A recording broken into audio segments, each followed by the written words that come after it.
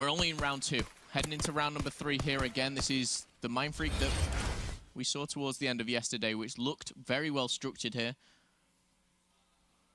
See if they can keep it up, though. Denge yesterday in a game 5 was just literally perfect. His positioning was spot on. His shot was crisp. Today, it's all about shocks. He's getting, okay, so he's still quite a way off. 3 kill streak for shocks, 3 for fighter. Ooh. Gotta hit that. Looked good to me, but Den's not able to connect onto Arcity, so the first blood not going to be there yet. Fighter's going to back down Clayster in bunker as well. The push towards B looks like it is now going to set up maybe mid to A. They're trying to get in through Fire Alley and see if they can isolate Fida. You talk about the streak game. Fida's going to wrap back to the back rock. There's the opening kill. Second, front of him finds that as well. Now so close to streaks, but will get cut down. At the same time, though, Din's able to connect with the sniper in Clayster. Good luck, pal. He's in a 1v3. Bomb in a tough spot behind Wood, and the flank is there. Shock's got him dead to rights. Yep. First couple of bullets, another couple of kills there for Mind Freak. We saw Shock's extend, of course, his 3, maybe to 4 or 5. But for me, that was a really good big play. And I know Fighter got the initial 2, but the way Den's wrapped around with a sniper so quickly just backed him up again. They're on the same page. The communication seems to be great. Even though we can't hear it, you can see it in their gameplay. And Mind Freak just looked very, very composed here. Yeah, Fida, I mean, Fida did it all for me. I feel like if you're United, if you're going to smoke him out, if you're trying to quickly hit and isolate him, that just has to be a trade, or he's got to drop. You can't allow Fida to get 2 kills there before the trade comes in. Everything dissolves. Like you mentioned, though, Den's snipe certainly helps things. Now over to Felony on the defensive end of things. Nades come flying in towards that power position in top ruins. He's going to be wiped off the map, but his teamwork, our team does the rest of the dirty work. And it's all going to fall to Buzzo now. Can he clutch up in a 1v3? He has the power position to do it, but he's just getting peppered with bullets from both sides, Momo. Yeah, 1v3, unfortunately can't get that one. And very difficult position, but he takes down one. And E United, they bounce back with a round, a much-needed round. You can't just see this game go away with absolutely nothing. They get a round on the board, and they can hopefully start to build from it. The one thing they do is shut down Shock, so there's no streaks. So they don't have to worry about that. I don't think I'd seen these jerseys yet. I like new. These are new. Yeah, I like this. I like this. So we had what? We had the Envy White last week that we hadn't seen in quite some time. We've got the green and pink tainted mines, which is used to the main stage. Oh, some fresh jerseys coming in. Christini is able to get across. He's going to hit this quickly. He's going to run into 2 players. Going to get to the position behind the cart. He gets there. He puts bullets in the boat. That nade should finish him. No, it's going to connect. He doesn't get enough bullets in. So Clayster knows there's 2 weak in the back here. But he's not going to be able to push it yet. Things collapsing for E United. He's holding the edge. Oh, wow. That's the power of the bar. Clayster gets a few bullets in, but then gonna drop one-on-one now. A massive round here for E United. Felony's got to take this one. So tagged up. Barely gets away. Hopping away like a rabbit. This could be a technical 1v3. Woo! Fellow comes up clutch, and there we have it. Making an impact in Search and Destroy already. But by God, that was close. Like you said, that was stressing me out, man. Bouncing back and forward. It looked like his controller stopped for a second there too. At one point, he jumped and then just looked down for a half second. I thought he was. It's almost like he thought he was dead for a second. Stopped. I don't know what that was, but he got away. And that's a huge round. Not only United, they get one back, they then get another one. It's a 1v3. This is where you maybe get Clay a little bit more hyped and get right back into this series. Yesterday, they got reverse swept. They won't be looking to go 2-0 down and perform the same of what LG did to them, but Smoke's going down. Smokes and stuns too. A lot of grenades going out. Fellow spotted 2. Only finds he almost one. Got both because there was almost no reaction to it. Clayster somehow wins just an awkward gunfight there at Wood. As Arceus hits the flank, his brother able to get the kill from Wood. And E United now stringing together a couple rounds, Phil. Yeah, 3 back-to-back, and now you're starting to hear Clay. Not only kind of pump his team up, but he's feeling it himself a little bit more. He finds a nice kill there himself on the cabin wall. And suddenly, Mind Freak, they're right back where they started it. 3-3. Search and Destroy now. 1 life per round, always really crucial. I love what I saw from Arstes yesterday on this map, and this is where he was kind of rushing towards Bell with a sniper. and trying to go for that early pick. I think he's tried it once this game. He's not found that pick just yet, but we'll see. We'll see what he can bring up. Very quick from Dens. Fellow, though, a little bit too sharp as the bar still in action, but United, they have that 3v2 now. They've got the bomb in hand. It looks like a quick plant as well. This could be 4 rounds back-to-back very, very quickly for United. And look at this. They opt to not, do anything kind of standard, maybe set up with somebody at top ruins. They're all going to push through to Bell side. Worried about the hit from the flank. Put the pressure on Mindfreak to try and make a play as Clayster is watching the cross. Clay spots one. Gets some information. Stun checks for the push. Wins the first gunfight. Buzzo was weakened as well. Clay does it all himself. A little bit of help there at the end, but good stuff from Clay. I love that. Really teamwork based there. Clay could have probably taken Buzzo out 2 or 3 times in that final 3 seconds, but he just baits and switches, uses Pristini. Well, I like how they played it. I mean, they went back, they watch the flank, and they have him able to watch that cross. A lot of times we'll see somebody's get to top ruins right away, so, obviously it's biggest power position on the map, but that player gets picked, and sometimes things start to fall apart. The setup for United really pays off. Okay, well, United with 4 rounds back-to-back now for the first time take the lead here in the Search and Destroy. And let's not forget, CTF London Docks is coming up next, which is an odd one for Mindfreak, but we'll explain a little while later. 1 minute and 20 left. First blood traded out, though. Yeah, I don't know if he needs to peek the second time. Maybe he was worried about an aid coming in and just trying to more get away with his life than anything, but the first blood, not enough. The rest of the team ends up dropping like dominoes, and Clayster suddenly left alone in a 1 versus 3, playing from the back tank. Buzzo did get to top control, and Buzzo's got him. Mindfreak tied up once again. We could be seeing another round 11 from both of these squads. They've already had a couple already.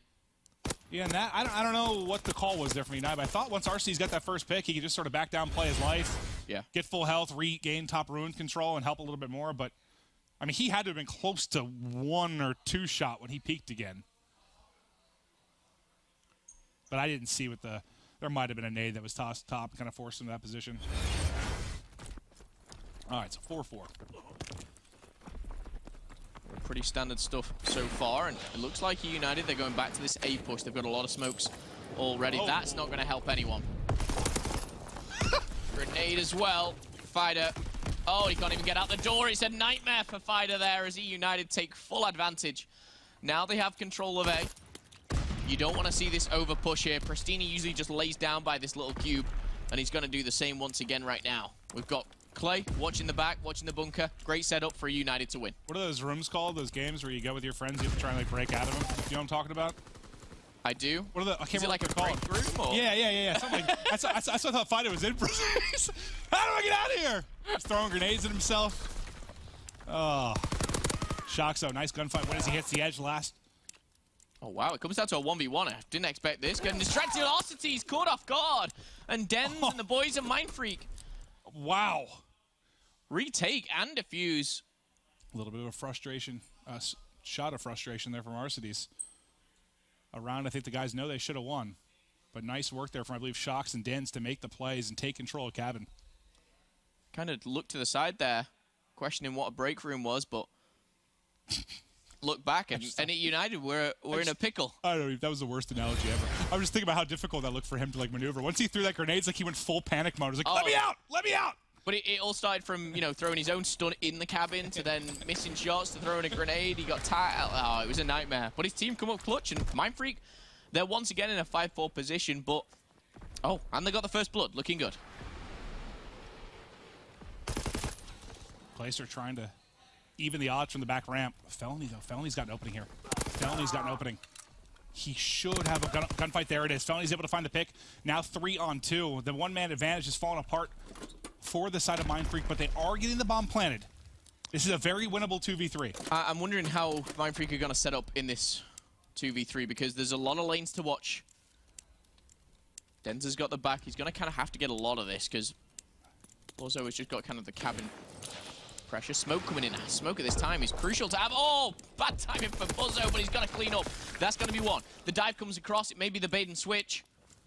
2v2. Buzzo anticipates Clayster. Why is he not behind the bomb? Clayster takes him out. Dens answers back. 1v1. It's all going down at the cabin wall. There's 15 seconds. He doesn't need to. But Fellow, he's going to find it. He's going to get the defuse. It's almost mirrored from the previous round, but this time E United come out on top.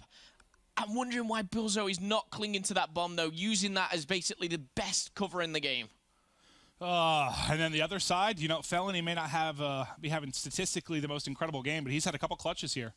A couple plays, he's been left alone, able to come out on top.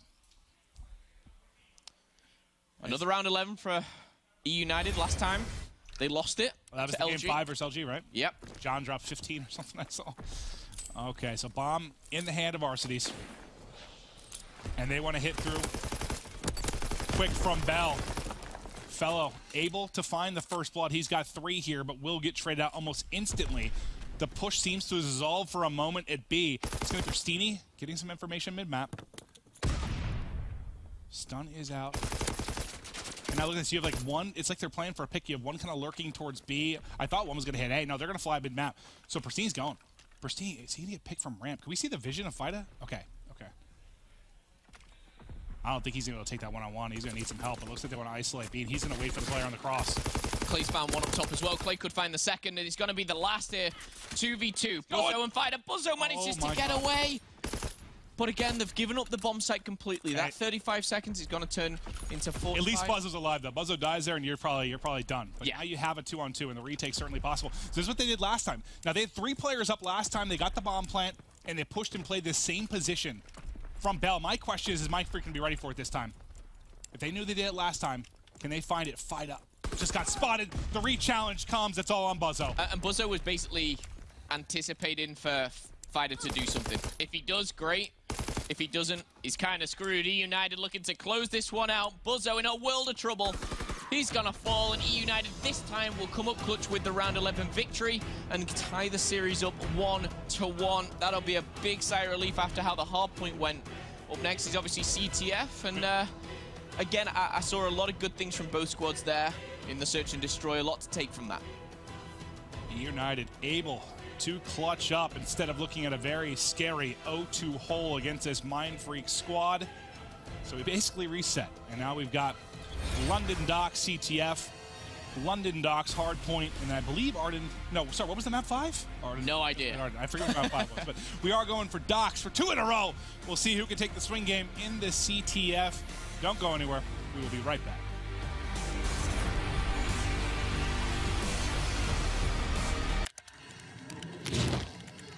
Wow. First, they're sour. Then they're sweet. Oh, thanks, guys. New Sour Patch Kids Fire and Freeze. Sour, sweet, gone.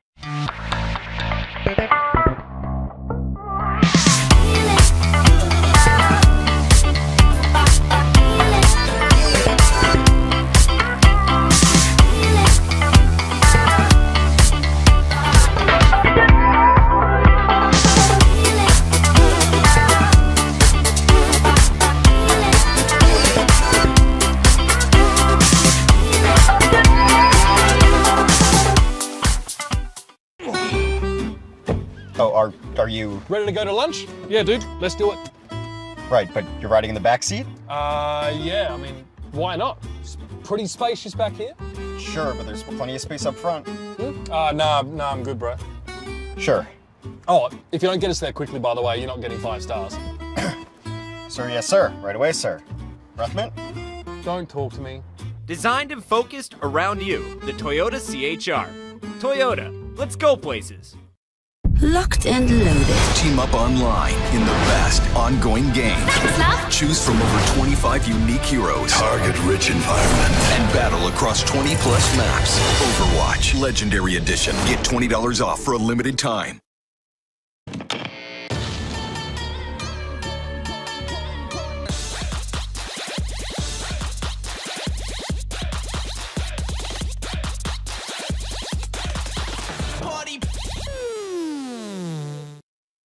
Attackers incoming. Everyone ready? Let's do this. Discover the team-based shooter that just keeps getting better. Drop in and perfect your skills with over 25 unique heroes. Did someone call a doctor? Each with devastating abilities. Don't get back up. Switch heroes on the fly to gain the advantage and lead your team to victory. Anyone want to join me? EMP activated. Overwatch Legendary Edition. Get $20 off for a limited time.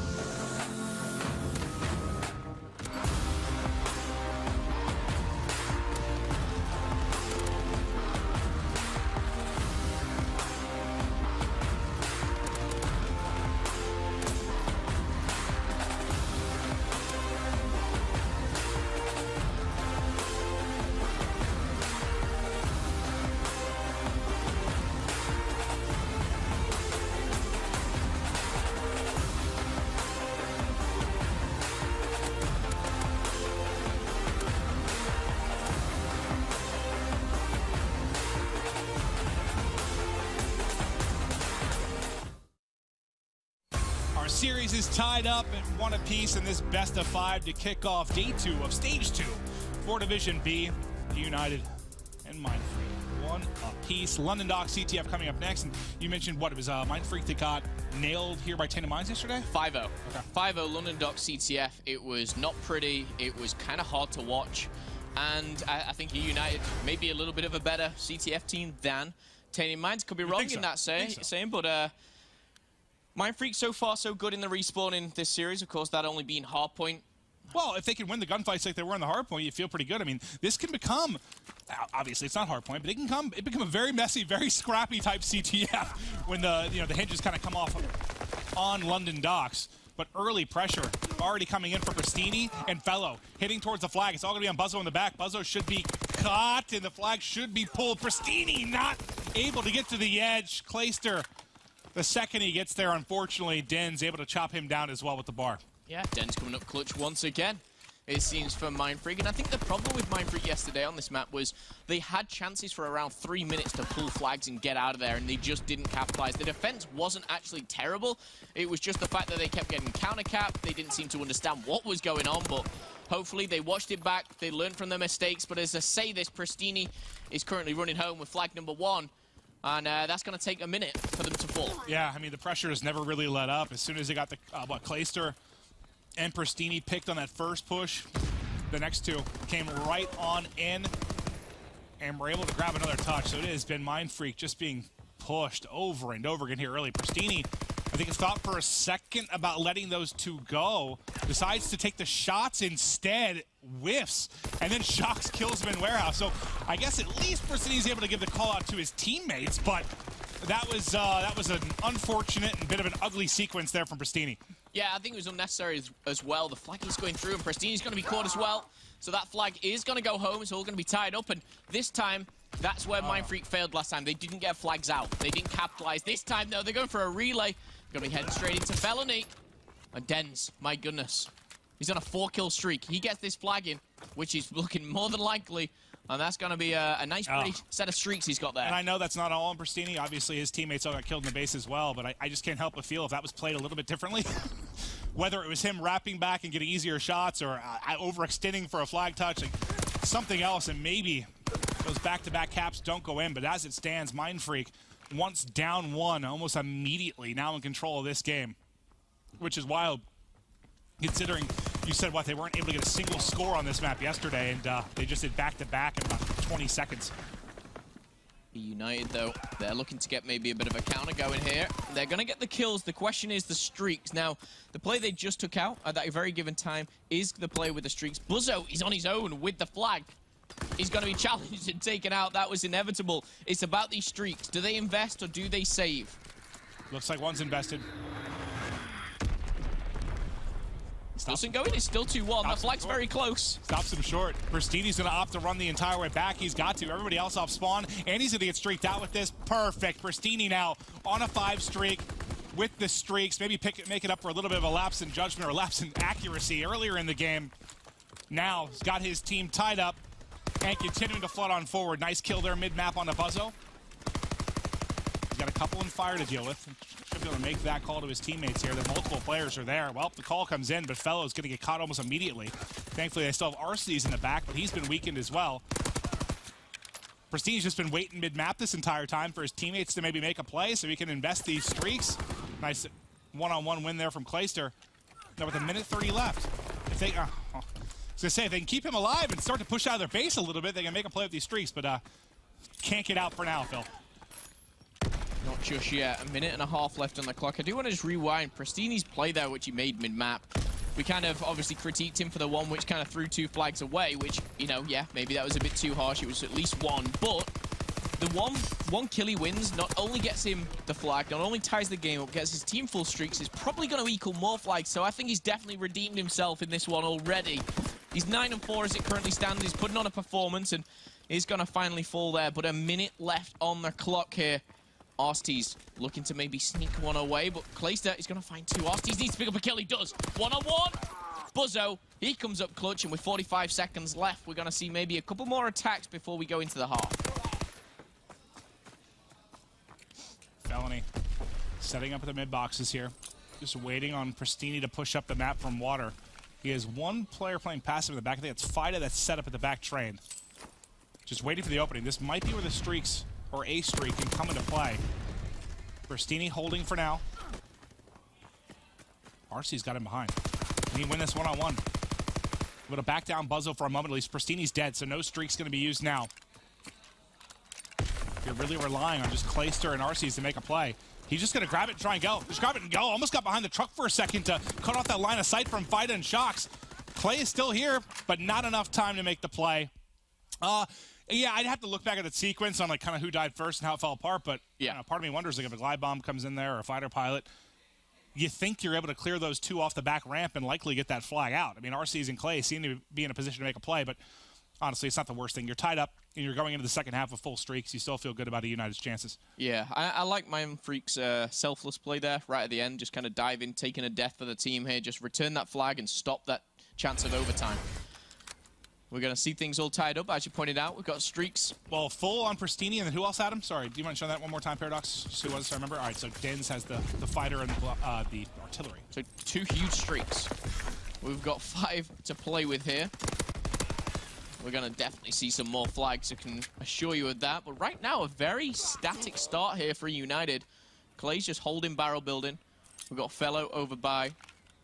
Well, you can see exactly where he is on your screen. He's going to go down to Dens, and we've got Arcees down by the dock, so Mindfreak now pushing forward. Did they invest a streak potentially here? Wow. Okay, so Pristini on the ramp gets his head beamed, but thankfully for United, Felony and Clayster find a couple kills, so the push thwarted for a moment here for Mindfreak. But they've got the mid-map position. Buzzo tags one inside of barrel, puts a shot to Clayster as well, but Felony, the one making the plays. He picks up the weakened player with a grenade, then takes off Dens' head. So that'll at least put the ties in their favor for a moment. Now think about Clayster, because he's 15-9 on a 5 streak. Can he add even more streak to the mix? You haven't had to use Pristini's yet. You got to play this smart and try and pick him up. He's got a bait to work in front of him. That's Felony, who continues to find these kills. He's going to be working on streaks of his own here soon. He's starting to get there as well. One snuck through, though, through Cole. So Dan's gotten behind enemy lines. I'm not sure if that was a miscommunication or a lack of vision, but they want to call on a streak right now to deal with it. They're able to hurt him and not pick up the kill. That's not the way in which you want to have to use your glide bomb, or 2 glide bombs now. He's going to actually opt to go on the other side and open up Pristini to grab this flag instead of maybe going for the flag carry and opening up for the return. So they're going to get the flag out, make sure that Mindfreak's not able to score for now. Din's going to call on the counter streak now with the fighter pilot. He's got them pinned inside a fire, at least for the moment, so they can't do anything behind it. A big one-on-one happens on the other side of the map near the United flag that Shox is actually able to win. This is nuts. Yeah, this is insane. Pristini's going to run into trouble, and I think Fellow's just too far away. A dive will come in, the return will go down, the flag will be captured, and there's still 3 minutes left on the clock here. So you used, what, 2 glide bombs, I believe, from United and the fighter pilot from Dens. So great sequence there, and that all starts because I think Dens just pushed up through Cole on that B street and grabbed the flag. And then you have to use some kind of desperation streaks to kind of keep them at bay, try to get the flag out yourself. And once again, through Cole, Mindfreak just waltzes on in and gets a touch. Yeah, the problem is counter cap. Right here, number 6 is crucial. It's Osties, but no, denied by Buzzo. The snapper comes in. The fighter pilot's coming down for Pristini, but the rest of his squad is dead. Their flag is home, it's dry. And Mindfreak. I need to go back and watch some of this. Like, I'm not sure if this is like a conscious effort on E United to not worry about picking up Cole. So now look at, now you see Fellow wrapped all the way back and check Cole. A couple times they didn't worry about it, just worried about water and mid-map control. No one was checking it. Both times players were able to get through. And it's spelled disaster for United. Clay should surely pull. He's going to grab it. The question is, can they take out Shox? Shox is mid-map. They need to find him. He's going to be on those stairs. He should be able to find Clay. Can he get the return as well? Yes, he can. Shox comes up clutch. Denz is going to take him out. It's a 4 down, so we're probably going to see that flag go again. They got to get a score here. They're down 2 with just over 90 seconds. This needs to be a score.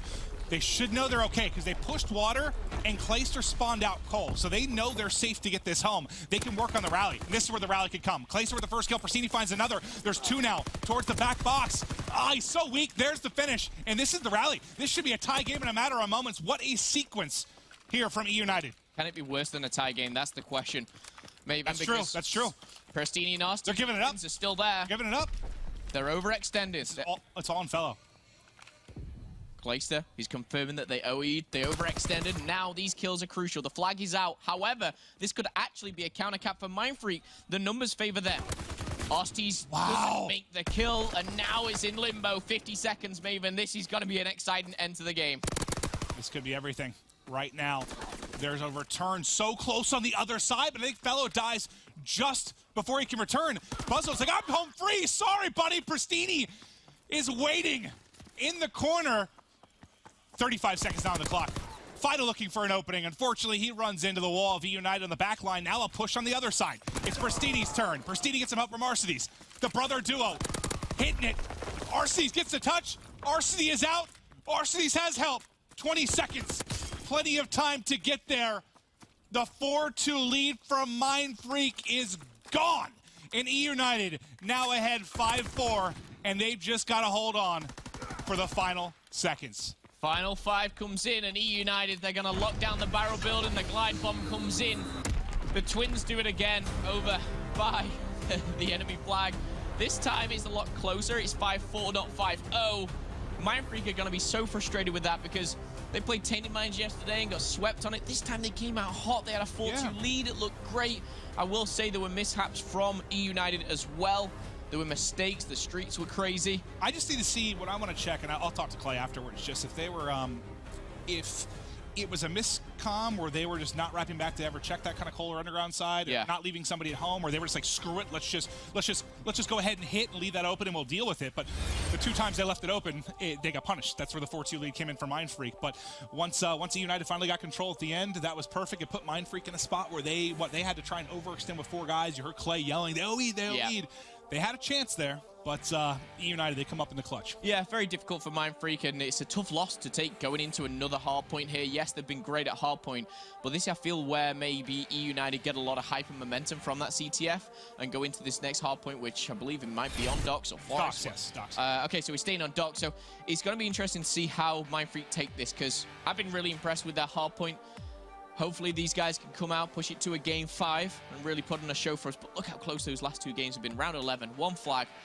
And the hard point there is Mindfreak, who turned up towards the end. If you're just joining us, you're missing a good series, but stay tuned. London Docks hard point, for me, surely should be a good one. And I didn't get a chance. I still have to. I was a zombie yesterday. I got to catch up on some of the VODs, but I know one thing that we were certainly talking about a lot for Division A was starting in Seattle, we kind of saw a lot more of the 2-bar setup on London docks. We saw a couple teams come out with either 1 bar, 1 STG, and 3 subs. We definitely saw some different strats coming out with teams in Division A, so I'm curious what we'll see out of these 2 squads, if maybe there's any changes to kind of the norm from what we saw with Division A. Interesting to see as well. Mindfreak playing over in Australia. Their practice has been against Tainted Minds. That's literally it.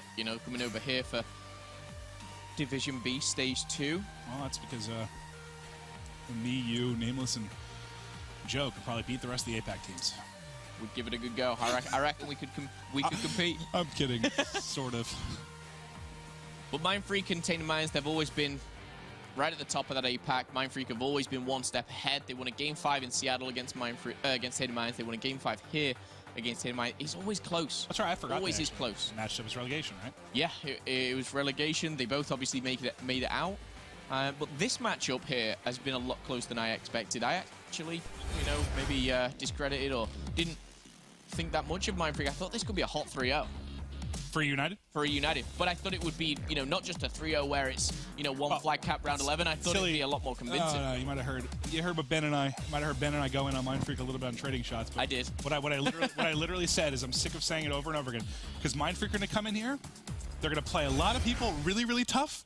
They're just unfortunately going to lose a lot of those series when they play people tough. I mean, that's how it's been for the last couple of years. But this would be another example of a series like that where it's been, a round 11 search destroy, a 1 cap CTF. They win the game 1. And then ICE wouldn't be shocked if they come out here and lose a tight game 4. This could have been a 3-0 Mindfreak. It just, a couple of more kills on the side of MF and things could have been a lot different. However, we're back to Hardpoint. This is where Mindfreak have been proving their worth so far in Stage 2 of the Pro League. United had some amazing games yesterday with Luminosity. Now find themselves against the Australian squad of MF. Remember the first Hardpoint, what really stood out, at least when you took a look at the final scoreline, individually, I mean, they outslayed them by 20 plus, I believe. They really started to take that over towards the end of the game when Dens went off and got the streaks. Can they muster up something like that again? Burstini making the plays right now with the bar. Can we, so let's go through. So RC's has a bar, Pro, bar for Clay, and then Burstini, I imagine, went back to PPSH, right? Yeah. Okay. All right, so they are doing 2-2. Makes sense. This is what we've mostly seen since Seattle. And it is deadly. The bar on this map, considering most of your gunfights are short to mid range, it's a naughty beast. It certainly is. Last one alive is going to be shocked. He actually finds the kill on Persini. I'm shocked at that because he was weak going into that gunfight. And look at him now. He's trying to wallbang through. Ambitious, but so far the scoreline heavily favouring E United. 3 players do go down. It's all up to Arstees as he finds one. Will fall, but still 36 seconds left on Main Street. You're going to want to contest this. United dropped the game 1, but they bounced back with a nice victory on Search and Destroy and CT after trying to retake control here of the Main Street. I'll tell you what, I want to hear the comms here. Let's go to an Astro Gaming listening with the United. Okay, I'm holding window side this side. Push me out. One. I saw Shocks. That's the only guy I saw. Somebody come to my doorway, please. Preston, close setup, quick, get back. No, lay down right in front of the doorway. Somebody come to my side, please. One of you. Lay down right there, right there. Sit, Docs, I'll shoulder your door, okay? Just lay down right there, yep. Trying not to get seen. What's fire ladder? Okay. He has nades. They probably have nades off spawn, remember. He's weak ladder. Glide. Looking at your stone, one shot. I naded over red train. Stone could have went long, boss. Oh. No, he didn't. One's fire ladder, two fire ladder. Close. 2 fire ladder. Another in there. That's my assist. It's gonna be out the back beer. Puzzles at your window. Make sure you kill him. Nice. I'm gonna go statue. Statue, last guy. Statue killed. One beer. There's 2 beer. One hit beer, 1 water stairs, 1 hit beer, going beer stairs. We're not gonna be able to get him in time. Stone, 1 shot, puzzle. And 1's our side. I'm staying alive. Yeah, good job staying alive, Alec. I'm gonna go mid. I'm nading your window, Alec. He's gonna be my window, probably. I'm trying to nade him. Not window. I'm flanking. Not my door. Middle statue, 1 shot, guys. From fire. He's from fire. I'm gonna come help you in hill. Nice. One on streets, I'm 50 on streets. Yo, he's on me. Last guy, long box. Go. Water steps. Glide bomb. Okay, I'm using it. Back, going all here. Brenton, get my back. Yo, 3 round back. 3. 1 in Cole, 1 in the head glitch, and 1 all the way in the back. All the way. 1 in Cole, 1 in the back. 1 in the back. Far back, very weak. 1 in Cole, 1 in the back. In my front. My front. Need the back, head glitch. I'm coming front as fast as I can. Nice, dude. One shot in the back. He pushed me. I'm holding front. Okay, another kid's watch out. Water, I need you to kill him. I don't know where he went. He went water stairs. On the brush, Water stairs weak. Water stairs weak. Still holding the back. They're in front. I got the back. I got I got you. Still water. Get time. I'm starting shit on him. One more. We're back, and E United are having some fun. Up 70, you heard the giggle to end the comms there, and they've got an artillery drop top mid. Pristini losing a gunfight there in water, but it doesn't matter as barrel building still controlled by E United. They've got to clear out the front. Felony pushing down the steps, the hip fire on point. Pristini wins one in the front. Felony should get the third here. 3 kills from Fellow, securing the side and front entrances in barrel building, and with that, securing some time for E United. Yeah, this just looks so fluid from E United. It looks almost too easy. And, you know, credit to Mindfreak, this is not the case in map 1. However, London Docks, E United looks so comfortable on. Denz has had a very poor start. He started 1-7. He's now 6-15. He's kind of your X factor for the Mindfreak squad. And not being able to kind of turn up here, he's punishing them right now. But we've seen crazier things on London Docks happen. It's a 100-point lead right now for the North American squad. Let's see if Mindfreak can turn this around at all. We've got a 5-kill streak for Fighter. And with Den struggling right now, remember him going off towards the end of that game 1 was the big difference maker. That kind of put away E United. If he ultimately turns it around, which you think he will, he'll start to swing back into this game, but he needs to do it soon. Mindfreak doing a nice job here at Crane, though. 20 seconds left. They're securing a lot of time. Shocks patrolling water steps. Fida trying to hold the back. He's got a little bit of help there from Buzzo. But this has been a very, very good hardpoint. Like, if Crane was a stronghold from E United, this game would have been completely out of hand. But Mindfreak stabilize a bit here. Yeah, they do. Fighter goes from double negative to now just 12-14. Starting to get a few kills on the board, all important. But rotation 1 is done, and you are going to see roughly around a 60-point lead here for E United. But it's starting to climb again. The statue is where E United, of course, got their initial break here, and you're going to see Fighter fall again. Sneaky plays there for Amorcities to sneak in that corner, but you're going to start to think about this rotation already. You get one player pushing forward, that's Clay. Is he going to find more than one? No, he's going to tag a couple up, though, and Fellow might capitalize. Fellow not able to win his gunfight, but his teammates and Bristini and Clay do. Statue still locked down here by E United. Now the big thing is going to be this collapse, and they start to push over to Main Street. How do the gunfights go? Clayster looked like he might line up too, but Dan's at least, with winning that gunfight, secures some time here for Mindfreak. Fida pushed all the way out of Cole. Will he realize Fellow already got through to Underground is the question, but he's got the cutoff here. This is going to be so hard for RC's and Pristini. Right, bomb coming in, doesn't connect. That kill would have been great here for United to close things out. Pristini and the boys at the back now pushing on through. Clace is going to be taken out, so Mindfreak now, if they focus forward, this should be a good hole once again. Still, they're down by around 90 points. This is looking good for United, but positional-wise, Mindfreak have everything here on Main Street. Well, now that he knows his teammates spawned out water, everyone can focus the front. Den spawned out. They know all the pressure coming from Lights, Cole, and Underground. And this has been a fantastic hold for Mindfreak. The problem, you're still down. You're still down like 90 points, but they are bringing it back here. A nice hold on Main Street. It's like each time you think the lead might blow open, like earlier at Crane or now at Main Street, Mindfreak muster up a nice hold to just keep themselves in the game. So another 15 seconds, now 10 for Mindfreak. He's going to get them a little closer, going to narrow that time down just a bit. The United, though, looking to capitalize once again here on the London Docks. Pristini will find one. Positioning is nice there. Grenade goes out, preempts Denz. And this is a position, obviously, last time we were in, obviously, the in-game comms with United, and they look really, really strong. This is where they started to, mount in that lead ahead of Mindfreak, and seem to be doing the same. Look at this. I mean, that grenade from Shocks is nice. In fact, it got somebody out of the hard point for a little bit. They have them spawning all the way out useless because Pristini is so far pushed up the map and they have control of top mid. Mindfreak haven't even gotten close until, 30 seconds into this hard point to finally applying some sort of pressure. And they're able to get in, do that one-on-one win from Shocks. You're actually able to get some time. So not as ugly as it could have been due to Shocks going big. He actually wins a second one-on-one before finally falling. So the final 20 seconds of the warehouse will go to E United, and they've got control for back barrel unless Denz can do something crazy here. He's gone. He's going to fall, and now it's just Shocks again, running in one by one, single fire, not what you want.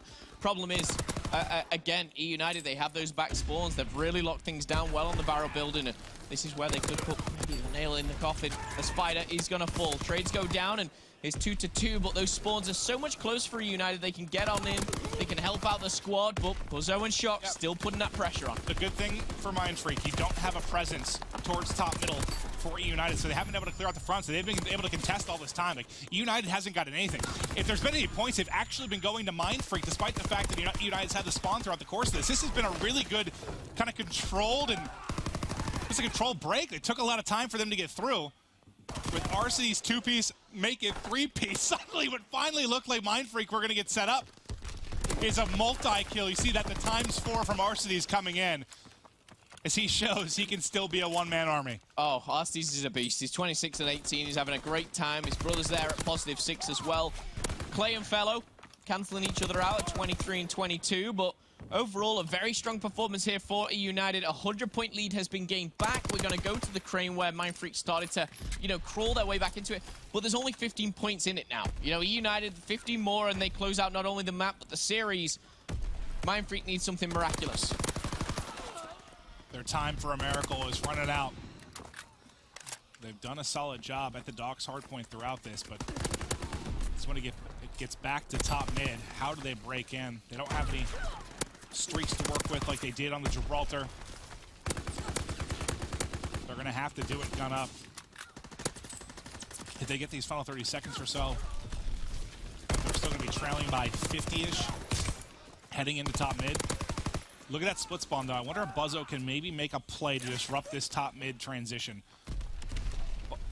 Buzzo maybe with the best chance. I thought United was going to give this up and set for top mid, but they've actually pushed through. They want this time in crane. They know there were 10 seconds they can grab there. They're not actually able to get in. So this, until Buzzo lost that gunfight top middle, I'll say this almost worked out kind of nicely for Mindfreak, at least for the next hard point, but the fight's actually going to start now. The problem is it's just too little too late, I feel. Mindfreak. Okay, hold up. Hold up. A clean 4 down. The way Mindfreak have a chance in this game is streaks. They need to keep going. They need to pick up streaks. That kill feed needs to continue blue. And it is doing. It is. It's been all blue. Fida and Buzzo finding kills with the bars. They've had the superior position. Playing front the edge. Gets one more before finally being taken out, but now 2 have dropped from Mindfreak. The reinforcements are coming in, but Clayster wins a nice one-on-one. He's able to dive in the hardpoint, too. Every second so big for E United. But Mindfreak not going away without a fight. And the last Main Street hardpoint is where they really put up a nice hold. That's where E United could not break through. Mindfreak is not done yet. They've got a presence here in Dens. Clayster's next up. Clayster wins the gunfight. Maybe there's an opening now for United on the top side of Main Street. Still 5 seconds, though, and this is where Prestini can not only get these 5 seconds, but he can now push through. For me, you rotate, you push in. Mindfreak are not out of this. I was about to count them out in statue, but they've just held the whole thing and the crane to go down. Vida needs to go big. 3 fall as well. Now the pressure comes in. It's Arstes, it's Clayster pushing forward. A big 1v1, but Dens holds on. Fellow, the key man. He's gonna fall as well. They did this in stage 1. I can't remember the opposition, but they had to have a perfect hold at statue on Main Street. Down huge, and they were able to do it. They're trying desperately again, but it's E United that's in, and there's Mindfreak spawning out. The late game heroics for Mindfreak, not enough. Too little, too late. And E United get the 3-1 victory, but you saw a little bit, I think, of a sigh of relief from Clayster. He knows how scary that got down the stretch. Yeah, it really did.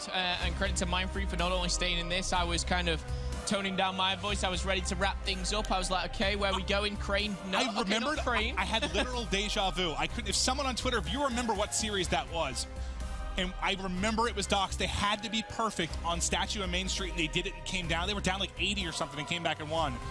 Or I just made the whole thing up, Momo. It's one of those two things. But I'm going to go with a 50-50 on that one. However, I kind of remember something similar. I had so much deja vu there. I'm like, they've done this before. They're doing it again. They didn't do it again. They didn't. They put a good go at it. But apart from that, United, big sigh of relief for those guys, especially obviously after yesterday. If they somehow lost that game 4 and was like, yesterday we get reverse swept, today we get like a 100-point lead swept on, a hard point, that S&D would have been shaky. But E United, they close it out 3-1. Great showing. E United get the victory after the tough series yesterday. But guys, we got a lot more Call of Duty to come here in Division B. We will be right back.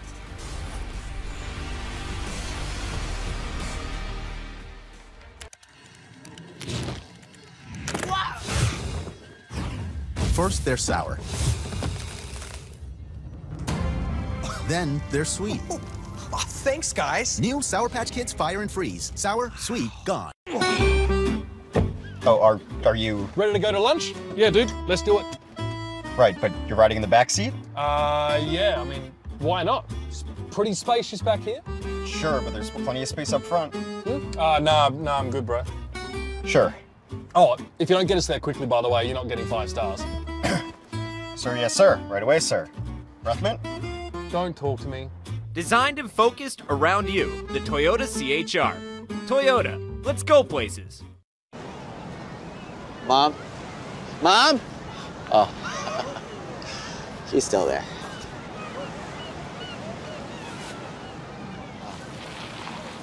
Act your age. Dump your parents' insurance company.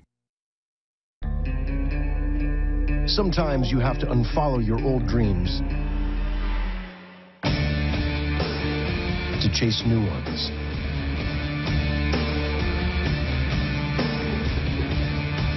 This is for the drivers. The ones who do more than defy rules, they change them. This is for the unfollowers. Dreyer and Reinbold BMW at I-465 in Keystone and at DreyerReinboldBMW.com. Locked and loaded. Team up online in the vast ongoing game. Choose from over 25 unique heroes. Target-rich environment. And battle across 20-plus maps. Overwatch Legendary Edition. Get $20 off for a limited time. Sometimes you have to unfollow your old dreams to chase new ones.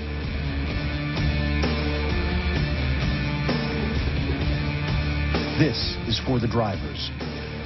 The ones who do more than defy rules, they change them. This is for the unfollowers. Dreyer and Reinbold BMW at I-465 in Keystone and at DreyerReinboldBMW.com.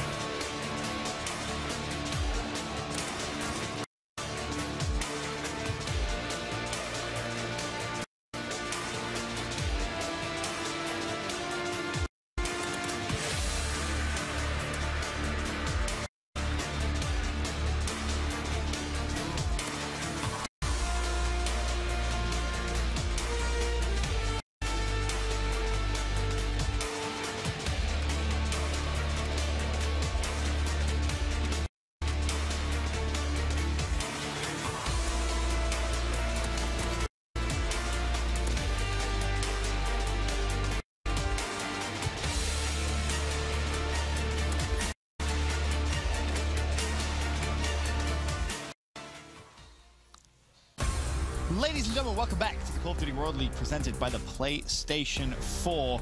A fantastic way to start off the day here with United versus Mindfreak, of course. It was a good game, finished 3-1, of course, in favor of United. Wanted to talk about that series just a little bit because, to be honest, it started very well for the Australians, of course. The first hardpoint chance, they go 1-0 up, and we're kind of all sat there in the green room thinking, all right, we've got a series on our hands. Yeah, Mindfreak was doing some cool stuff. It seems like the story of their hardpoints against no matter who they play. It's like they look good at times, but occasionally they're they're just not like clutch enough, so to speak. Like even the London Docks at the end, like they played it incredibly well, and then at the end they just get 4-man wipe. But definitely some great moments for them. I mean, you know, they were what, around 11 away from maybe forcing the map 5, and then who knows what happens after that. So Mindfreak is a scary team. Like against anyone in this league, they can get a win.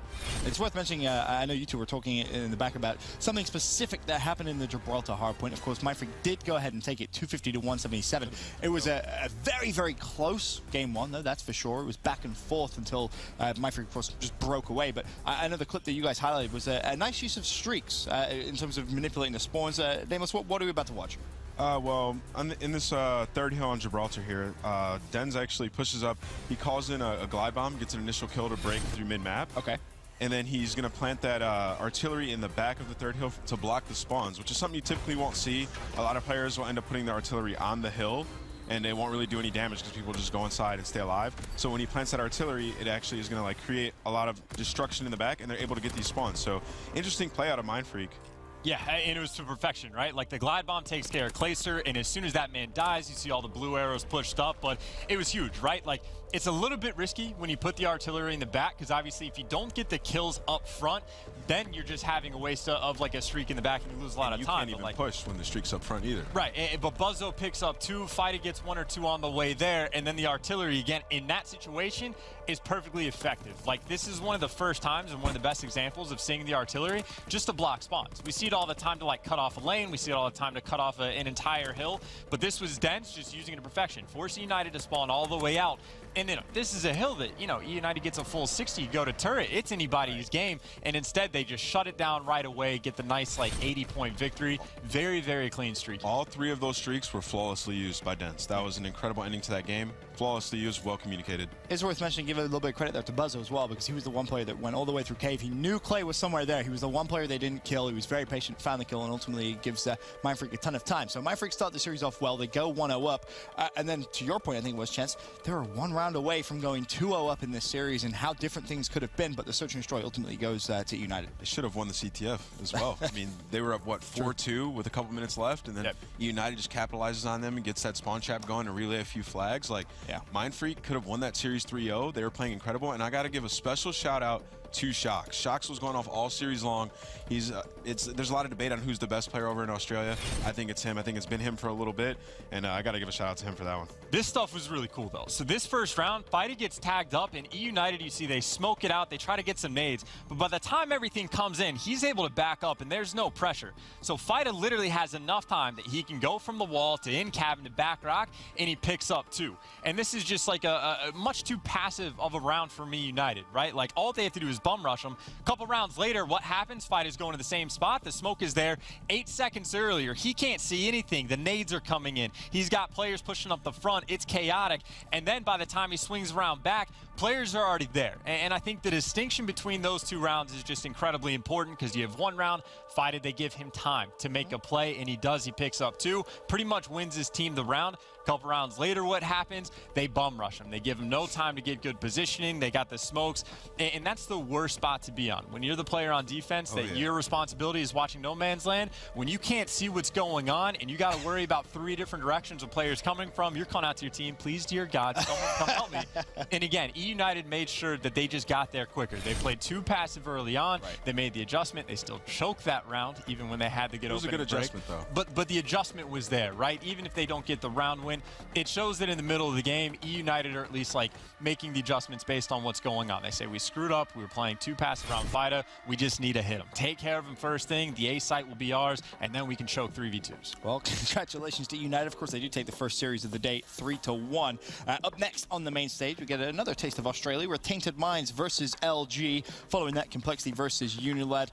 Tainted Minds again in action versus Optic Gaming, and then LG versus Rise Nation to close things out. Worth mentioning, a very, very tough day here for Tainted Minds. They go up against LG and Optic Gaming, but we'll talk about the next series on the main stage. Of course, that is going to be Tainted Minds versus LG. Obviously, you gents got a little look at LG yesterday. First look with the formal, of course, on that roster. I'm curious, what were your initial thoughts when you watched them play? John is a beast. Okay, so nothing has changed there. John is still good. No, but he looks better than he has at previous events in this game. He was going absolutely off on the plays he was making. He was just making such intellectual plays, and he was just running around and doing whatever he wanted, which is something I've been waiting to see from John. And I'm expecting him to have a really big Division 2 or Stage 2. Okay. I'm excited to watch him play. But on the other side of the players on LG, I'm looking for JCap to step it up a bit. He was struggling a bit in some of the hard points. So I'm going to be expecting him to turn up here in the next few matches. Yeah, the good LG, John Fried, you can't question the man was the MVP of the day yesterday, absolutely. The bad for LG, their S&D was atrocious. And obviously they have the new player on the team, maybe fills a different role, so they got to work some kinks out. But they had 4 or 5 rounds in both the searches where they were just throwing them away, where they get the first blood and collapse. Persini had a 1v3 and a 1v2 against them. They had a 2v3 clutch. And then on the Forest, they have players getting shot in the back like constantly. If they just don't know where to look, the trades were very, very poor. So LG needs to fix their search and destroy. Maybe it's just a bad series, who knows? And again, I'm sure they're going to get better as time goes on, but it is urgent. Okay, with that said, obviously you both saw Tainted Minds in action yesterday. Is Search and Destroy going to be maybe where Tainted Minds could pick up map 2, maybe try and extend the series that way, or are you looking at maybe a different game mode? Yes, Tainted Mind, if they win this series, it's going to have to be in 5. I think their CTF was pretty good. Okay. LG, though, obviously tough competition because JCap is still in the CTF, so it's not going to be easy, but yeah, steal a respawn, win both searches. That's the expectation for me. My issue with those maps where I saw London, Valk, and Flak. John's going to run around and do whatever he wants again, and he's going to go off. I don't think that Tainted are going to be a big enough match or big enough opponent to take on the likes of LG, but they did look good in CTF yesterday, so if they are going to take a map, I think it'll be the CTF.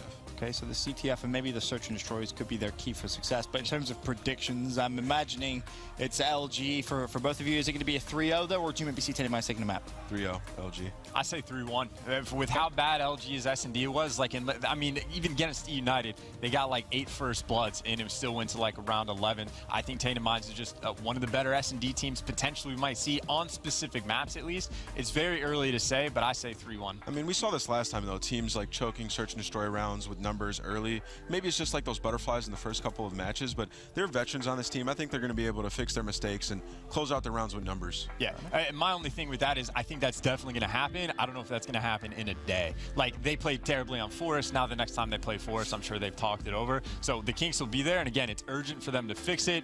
By next week, I'm sure they'll be perfectly fine. Is it enough for today? I just don't think so. I think Tainted Minds wins map 2, and that'll be it. Fair enough. Well, excited for the next game up on main stage, of course. Day 2 here for week 1 of Division B gameplay. When we return, it's going to be wonderful Tainted Minds versus LG.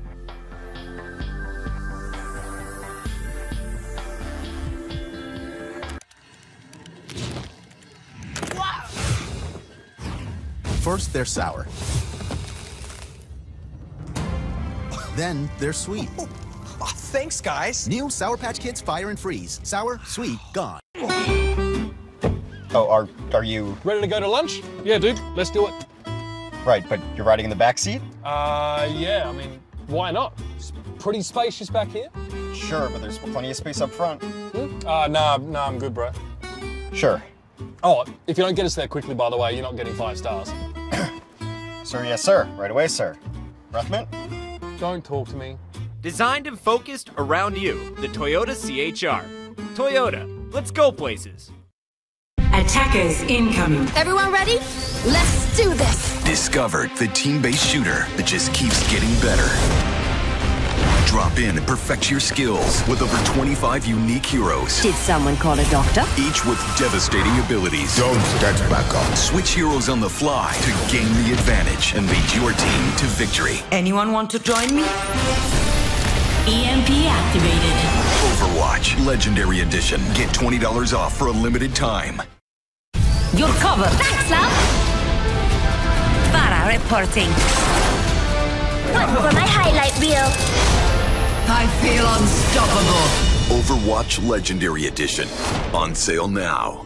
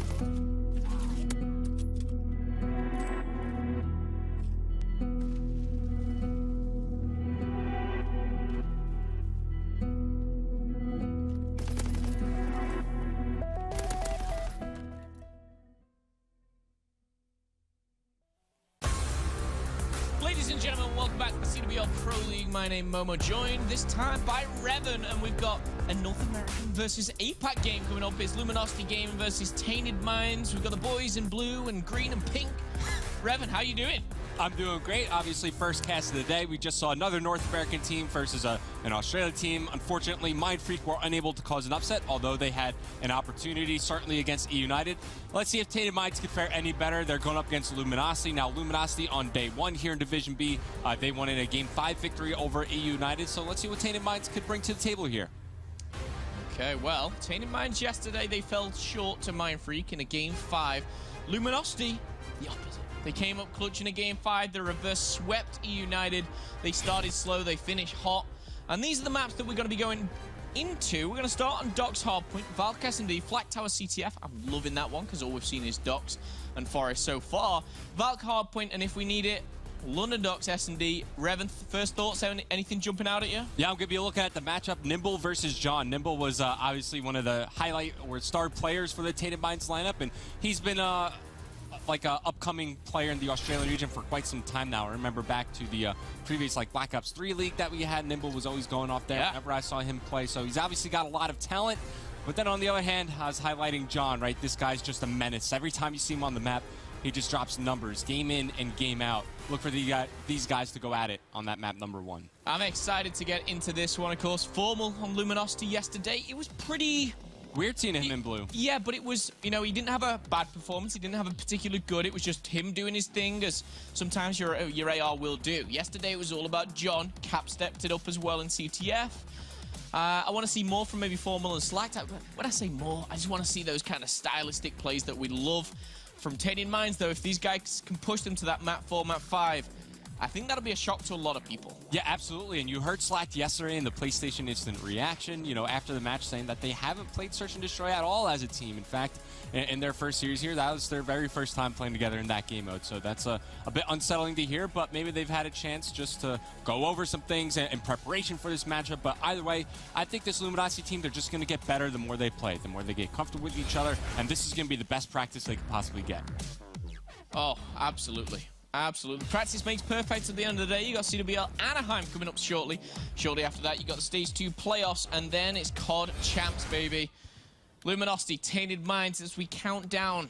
Paradox, of course, in the back will be guiding us through all this beautiful gameplay. And Revan will be joining myself to bring you all the entertainment too. Let's stay on board with Formal. Why not? He's running his infantry hunker. There are 4 attachments. Let's see what he can do straight off the bat. Yep, obviously this is the position you want your assault rifle player to set up for this first hard point. Unfortunately, he's going to get cut down from the side. It's going to be Slacked here to follow it up, and it's a good start for Tainted Minds. They should be able to pinch on into the hard point, but wait, J-Cap's here. He's set up. There's the trade finally from Damage, but coming around the back, it's John through the gate cut. He finds one, can't pick up the second, as it's just a flurry of Luminosity players trying to surge on forward, while Tainted Minds are looking to set up, and they're looking to maintain their current position on the map. Well, first 10 points do go to Tainted Minds, but again, the statue usually back and forth. We've just seen London Docks Hardpoint with, obviously, Mindfreak before, and we saw how perfectly it could be held. And so far, so good for Tainted Minds. However, look at number 2. It's none other than Formal.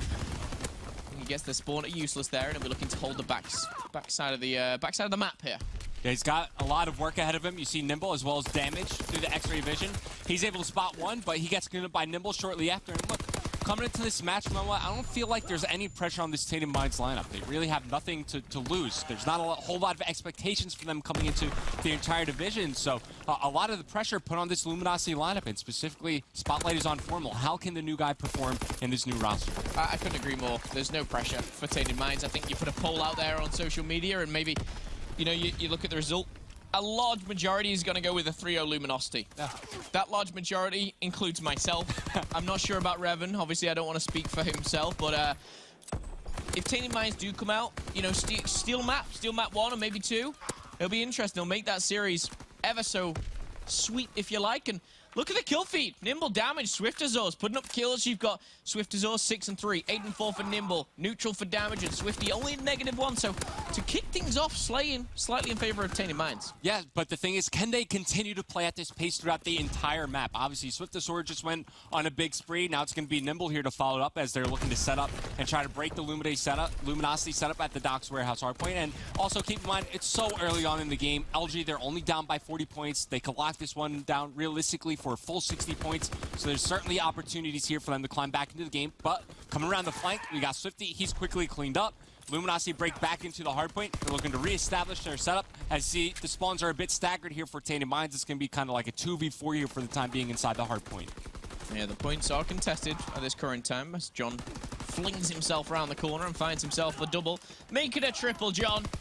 He was the star of the show yesterday as Formal's going to clean up number 4 there. And Luminosity may be able to tie the map up, should I say, 64 apiece at the end of this one. But we're thinking of barrel building. Before, it was E United who really dominated the barrel build in the spawns. So far, Tainted Minds, they have a perfect setup here. How do Luminosity go about breaking this? They're obviously going to go for Swift Azores to start things off. One play spawning out. Revan, they've got that glide bomb and Slacked. He's continuing to push for maybe that mortar and the fighter pilot too. Not going to happen, though. Yep, unfortunately, he won't be able to earn those Tier 2 and Tier 3 score streaks, but how now do Luminosity approach breaking this hardpoint? You see they're spawning up near that back useless building, and off the spawn here, it seems a bit intuitive, right, that you want to push down the main street, but it's actually going to hurt you, I feel like, in the long run. Unless you're able to push right through Cole, like JCap has been able to do. I want to see teams start to wrap around, even though it takes, a couple extra seconds, fight from the water side of the map, try to get position at the statue side stairs, and then flood in from side beer, front beer at the same time, and try to pinch on into the hardpoint.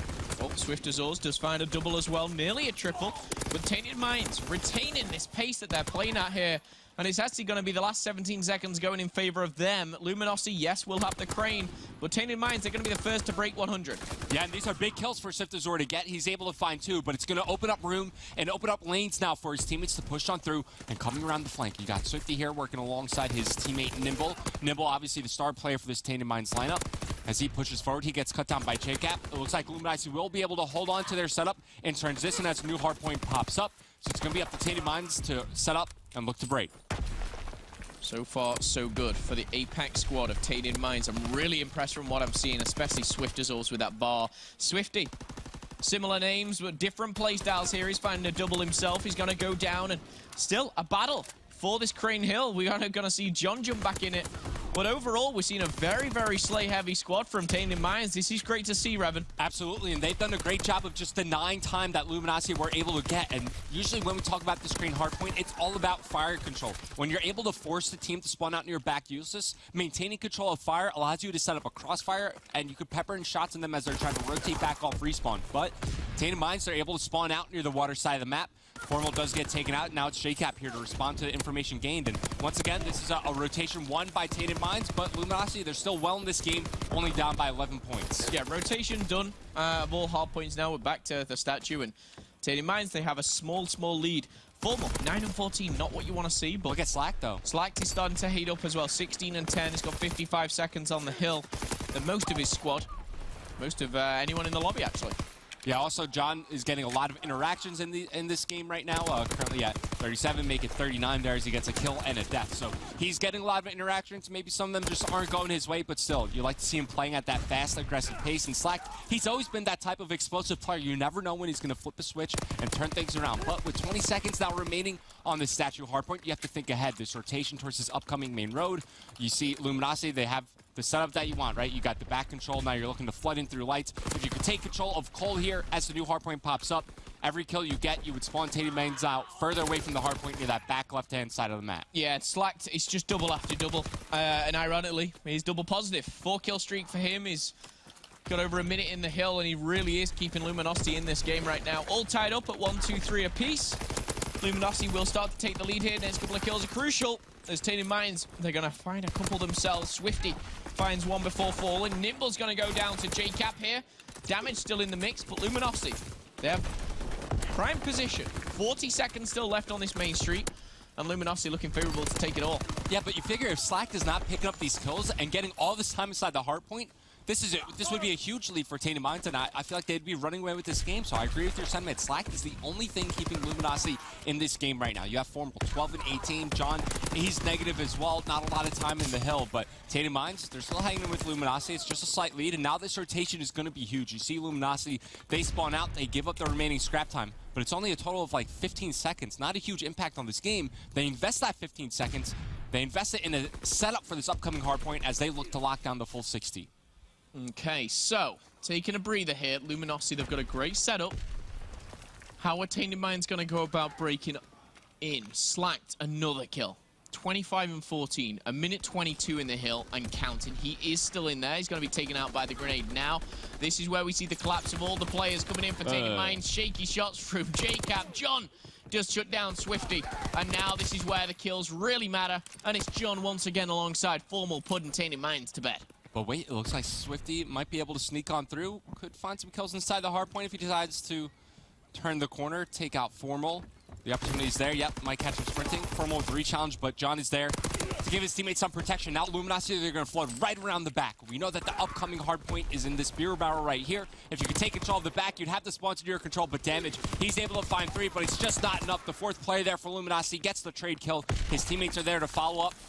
And now they have the spawns, and they have early positioning for the new hard point. That's really unfortunate for Tainted Minds. They find the 3, that coming from damage, everything goes down, and LG get those spawns. And yes, rightfully so, due to the timings of the kills, that's the way that it had to be. But LG, I feel, got a little bit lucky there, as they didn't win the gunfights, but they are going to get the spawns here. 3 players go down. Still, Tainted Minds putting the pressure on. Formal's going to spawn out. So is Swift Azor. Still, these kills so crucial. And it's Cap and Slacked here, coming up clutch once again. Slacked, so far, he's been amazing. Yeah, so far he's done just about everything. Cap now starting to go positive for Luminosity. You love to see that. But on the side of Tainted Minds, Swift Azor is really starting to slow down in this game. He had an explosive start with that bar in hand, but just unable to find the kills that he did in the beginning of the game has now allowed Luminosity to build this 70-point lead and growing as they have an opportunity to close out this map 1 on the upcoming Crane hardpoint. 10 seconds left, barrel building, still being contested heavily. We're seeing Swift Azors just at the edge of the hardpoint, trying to contest it. He's going to find a double as well, and maybe they capture points, but Slack's going to deny him once more. So, we go over to the Crane. Tainted Minds are in control. John just been a nuisance. 29 and 32, the interaction level is incredible.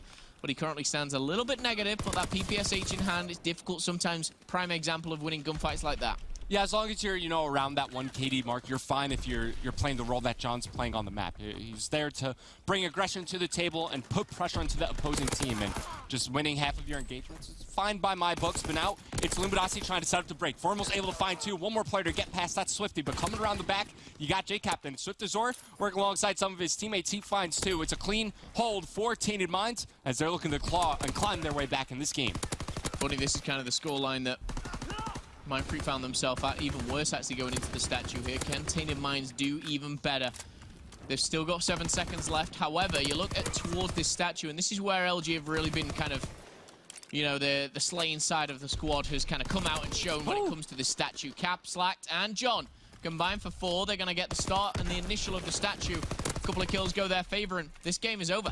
Yeah, that's an impressive gunfight win from John. Just jumping out of that top gate box and just rips Nimble out of beer as he is set up working towards some streaks. But yeah, Momo, you called it. This game, it's just about over. Only 3 more points here for Luminosity to close out map number 1.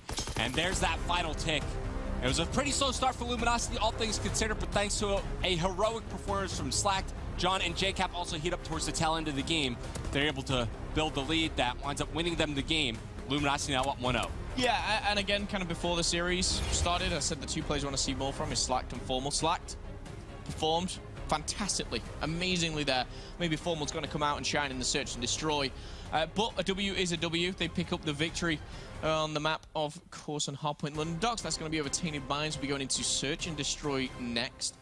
LG will be looking for that hot 3-0. But apart from that, Revan, thoughts on map 1 in general? Do you think that was maybe a little bit, you know, more or a little bit closer than you thought it would be? Oh, yeah, for sure. Definitely. I think Luminosity were the heavy favorites coming into this matchup. And keep in mind, if you don't get that performance from Slack, especially early on in the game, while you had Swift Azor slaying with the bar and, you know, things were coming together for Tainted Minds, if Slack doesn't have that type of performance and if he can't keep up to the pace of Tainted Minds early on, yeah, I think that they just build a lead and perhaps run away with that game. So it's really Slacked in the early game, then his teammates helped out in the mid to late game. But you heard me talking about it, you know, coming to this matchup. You know, Luminosity and their search and destroy. It's not a game that they've practiced a whole lot, but one that as they get more experience on, they'll get a little bit better. It's going to be Valkyrie Search. Let's see what they have in store for us. Well, Tainted Minds played Mindfreak yesterday on this, and they look really, really good. Myself and Mert casted that one for the last game of the day. So I'm excited to see Tainted Minds come into the Search and Destroy and potentially show us what they did yesterday. You know, I think it was like 6-2, maybe 6-3 victory over Mindfreak. LG, though, different squad. A new squad, of course, you pointed out the Search and Destroy hasn't been practiced as much, so will they be able to kind of, you know, just go off the basis of the trio almost and hope Formal just slips on in there? They'll be looking for the hot trio, and the Search and Destroy, obviously a key factor of that. I think these guys have, of course, a lot to say, by all means. Before the match, we did catch up with a couple of the players. I believe Jess has a bit of an insight into what they said. Thanks, Phil. Yeah, I actually did get a chance to catch up with JCap, and he said that Luminosity were feeling really good going into the series, adding that they clutched up yesterday, and he said they're just going to use that momentum to carry them through this next match and indeed through the rest of this stage of the Pro League. And so far, it looks like they are on track to do that, but I guess we'll find out what happens. Casters, back over to you.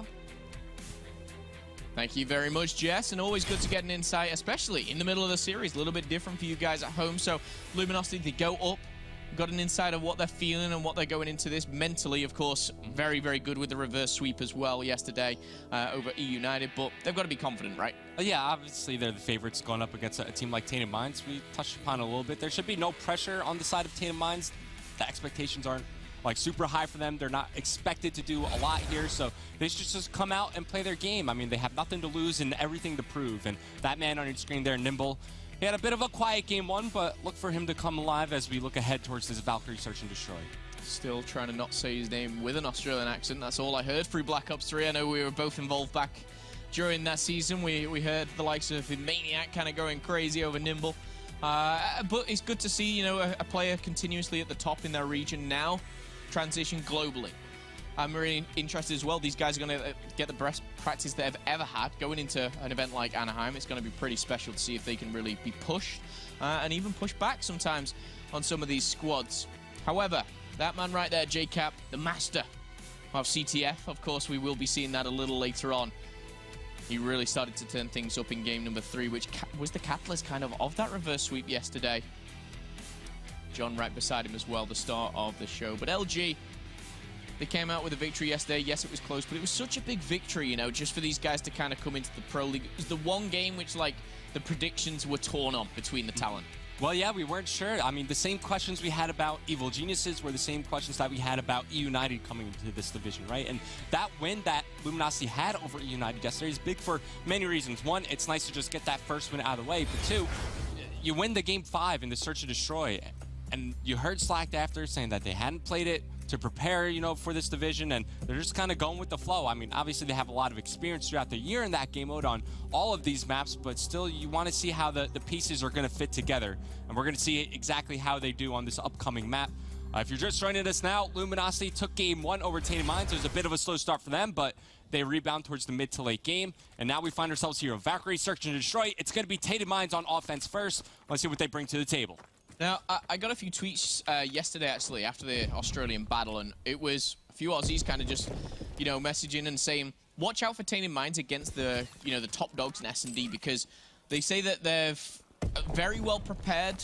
Some of the words that they use were like, these guys are freaks at, like, research. So I really respect that, and I hope it is, you know, a common thing. Round 1 isn't going to show that. But they die pretty quickly. Yeah, I hope what I'm trying to say is the preparation has been there for Tainted Minds, because let's not forget, you know, the likes of Formal and the rest of LG, these guys have played on the biggest stages in the world. This is probably like the biggest chance and biggest opportunity these 4 players from Tainted Minds have ever had in their career. Yeah, just make a name for themselves. You know, obviously there are going to be a lot of eyes on this matchup. Everybody expecting to see, you know, if Formal's going to perform on this Luminosity lineup, but also they have a chance to really raise their stock as players, and this is really good for the Australian team to have 2 of their teams in the Pro League, but they got to make the most of the situation. They have the opportunity, and now one thing I just want to point out quickly as round 2 starts, I saw a lot of frag grenades being used by the guys on Tainted Minds. If you're going to use frag grenades at this level of play, you have to recognize that with a lot of players using armor, you could pick that grenade back up and reset the fuse timer and just throw it wherever you want. So timing those grenades is going to be crucial if they want to stick with that type of loadout. Always a pleasure to have the Insider forever. Taking tips on the daily. LG, though, they made round 2 look as easy as round 1. May not have played Search and Destroy together, but it sounds like they've just gone into this and be like, okay, pull out the PPS. Let's run at them and shoot them. Let's go. Hey, sometimes that's the best play to make, you know, just playing loose and fun, especially when you have players like John and Slacked on your team. You know, we've seen how explosive they could be, and all really Formal and JCap have to do is follow them up on the push. Make sure you're there to give them covering fire when needed or get the trade if they're able to weaken up a player. But yeah, it's a slow start for Tainted Minds, but now we're in round number 3. They should slow things down and try to catch these aggression players from Luminosity, and there you go. John gets spotted early on. He's forced to back on up, but still, it looks like Tainted Minds are gearing up to attack this B site. Yeah, it's a big double nade going over the top here. John just trying to get some shots off. There's a triple stack here for LG at B, which is really interesting to see on the defense. Swifty, you're in trouble, buddy. Swift Azores, you are too, but he answers back with the kill on John. And the communication there is weak. However, do they know that it's damage that they're actually attacking? Currently a bit of a 2v2 going down at B. A 1v1 here for Cap, maybe. Nimble.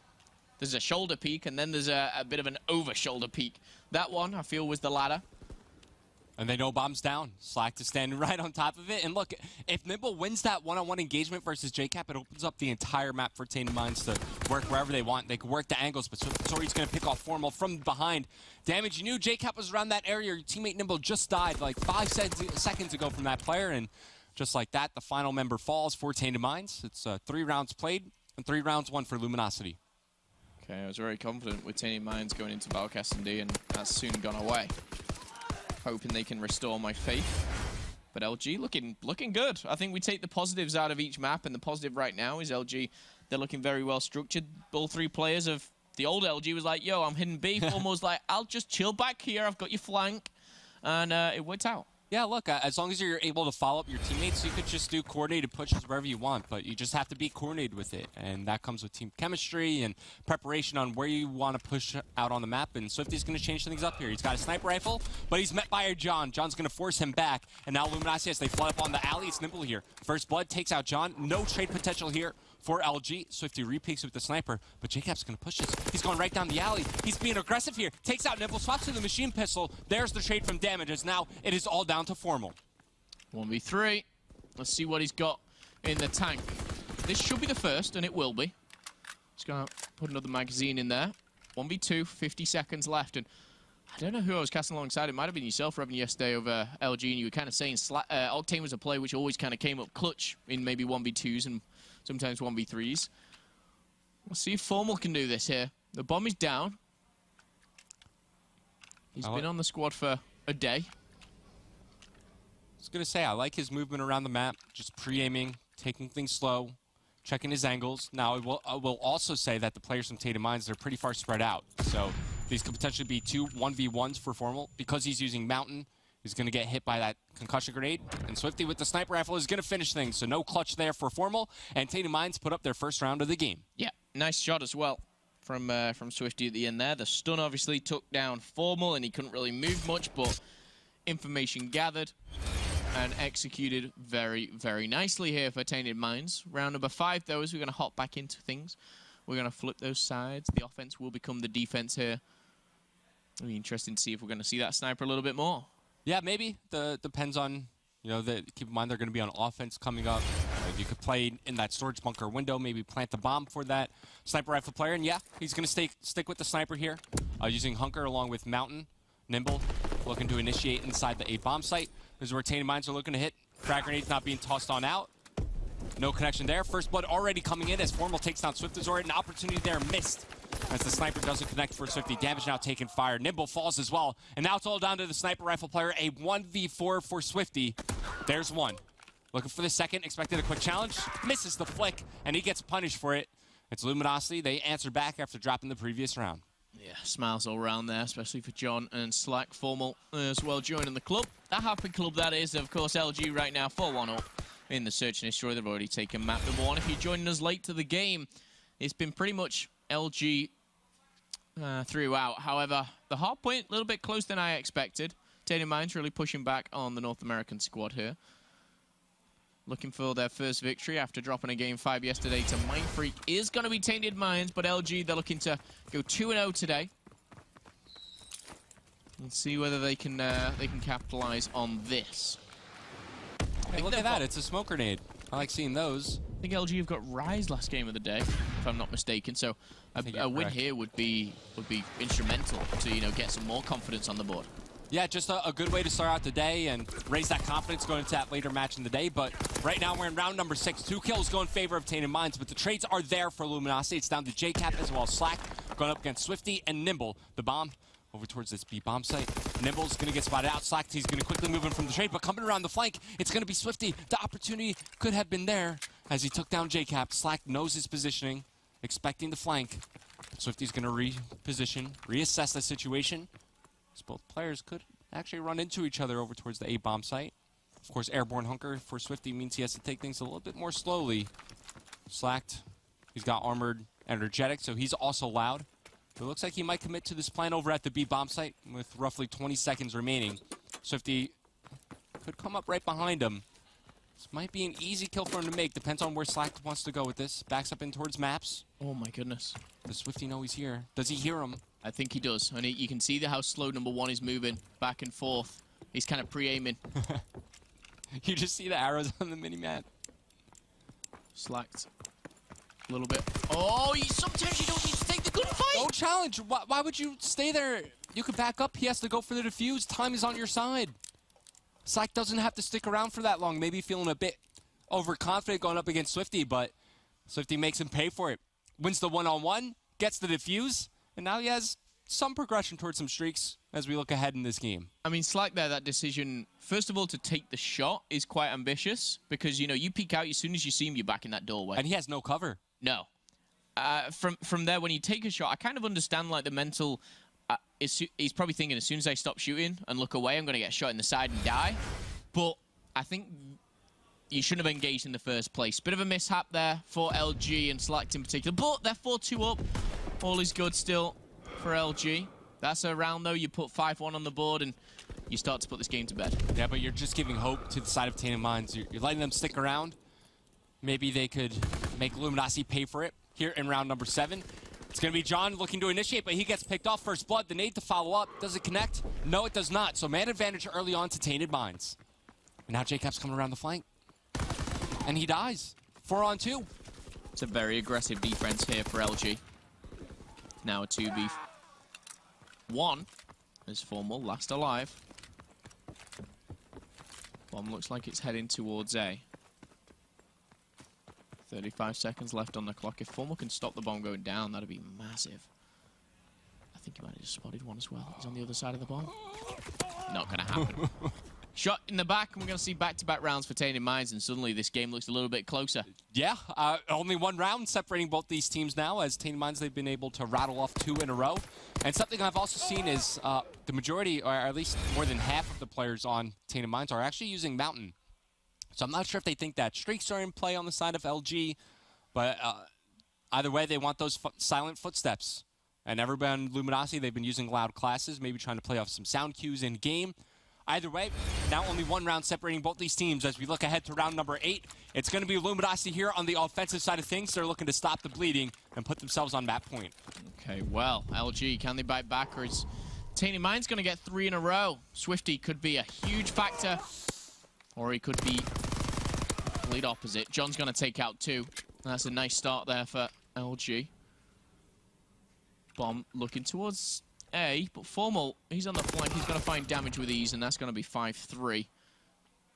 You had a chance with the sniper to get that first blood, to get that first pick onto John, but fortunately the shot just off by a little bit. And Luminosity make them pay for it. Finally, they stop playing around, and it's a very convincing round. I don't think they dropped a single player there. There's Luminosity there on map point, looking to go up 2-0 in the series. Let's jump back into the game. Let's see if LG can find that final round. Of course, we need 3 back-to-back for Tainted Minds to even tie up the series here, but it looks like this time Cappy's got to be watching the flank. 3 players of John, Formal, and Slacks heading over to B. Is this a new strategy? Are they going to push through? They are. They did this previously in the game, but John was met with some aggression. This time around, nobody inside storage, but outside the front door, it's going to be damage. Could find good timing here, able to at least trade his life out, but 2 fall in the meantime for Tainted Minds. Now no longer Swiftazor is dead. Damage is dead. It's down to Nimble and Swifty. The map hope for Tainted Minds lies with these 2. It was Formal who picks up the important kill previously. Doesn't get traded. This time Slacked is going to be punished for peeking out a little bit too much here. JCap's on the flank, and Formal's looking to wrap round. He spots him. Easy shots for Formal. Now it's a 1v2 for Swifty.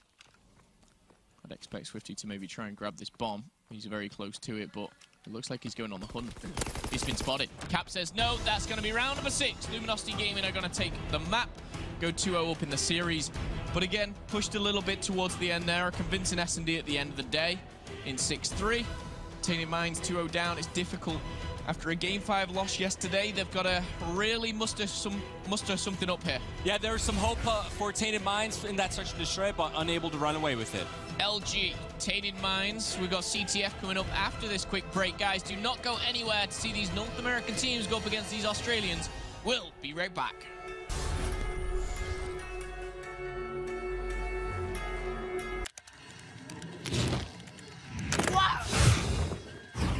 First, they're sour. Then they're sweet. Oh, thanks, guys. New Sour Patch Kids Fire and Freeze. Sour, sweet, gone. Oh, are you... Ready to go to lunch? Yeah, dude, let's do it. Right, but you're riding in the back seat? Yeah, I mean, why not? It's pretty spacious back here. Sure, but there's plenty of space up front. Nah, I'm good, bro. Sure. Oh, if you don't get us there quickly, by the way, you're not getting 5 stars. Sir, yes, sir. Right away, sir. Breathmint? Don't talk to me. Designed and focused around you, the Toyota CHR. Toyota, let's go places.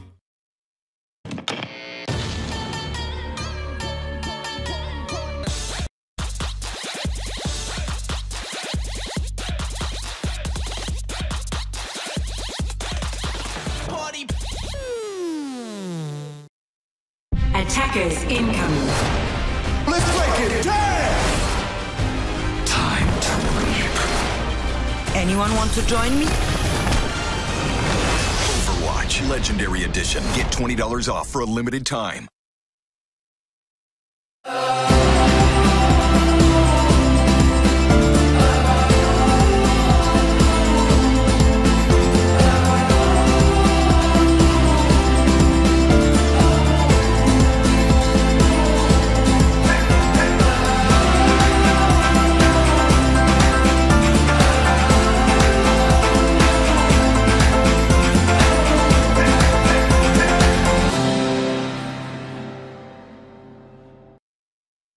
Attackers incoming. Everyone ready?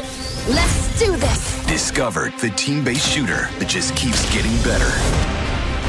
Drop in and perfect your skills with over 25 unique heroes. Did someone call a doctor? Each with devastating abilities. Don't get back up. Switch heroes on the fly to gain the advantage and lead your team to victory. Anyone want to join me? EMP activated. Overwatch Legendary Edition. Get $20 off for a limited time.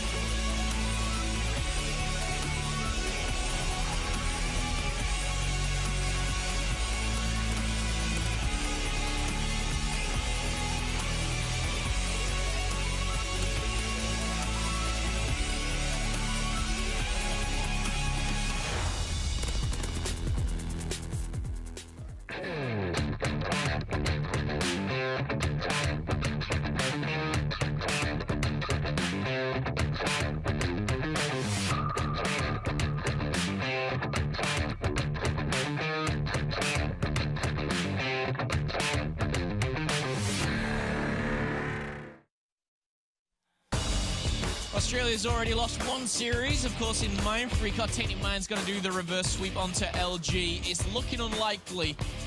I, of course, am joined by Revan for this wonderful Game 2 of today here on Wednesday. And LG, they're 2-0 up. It's looking good here. Are they going to close it out on CTF, Revan? Yeah, I think so. I think so, too.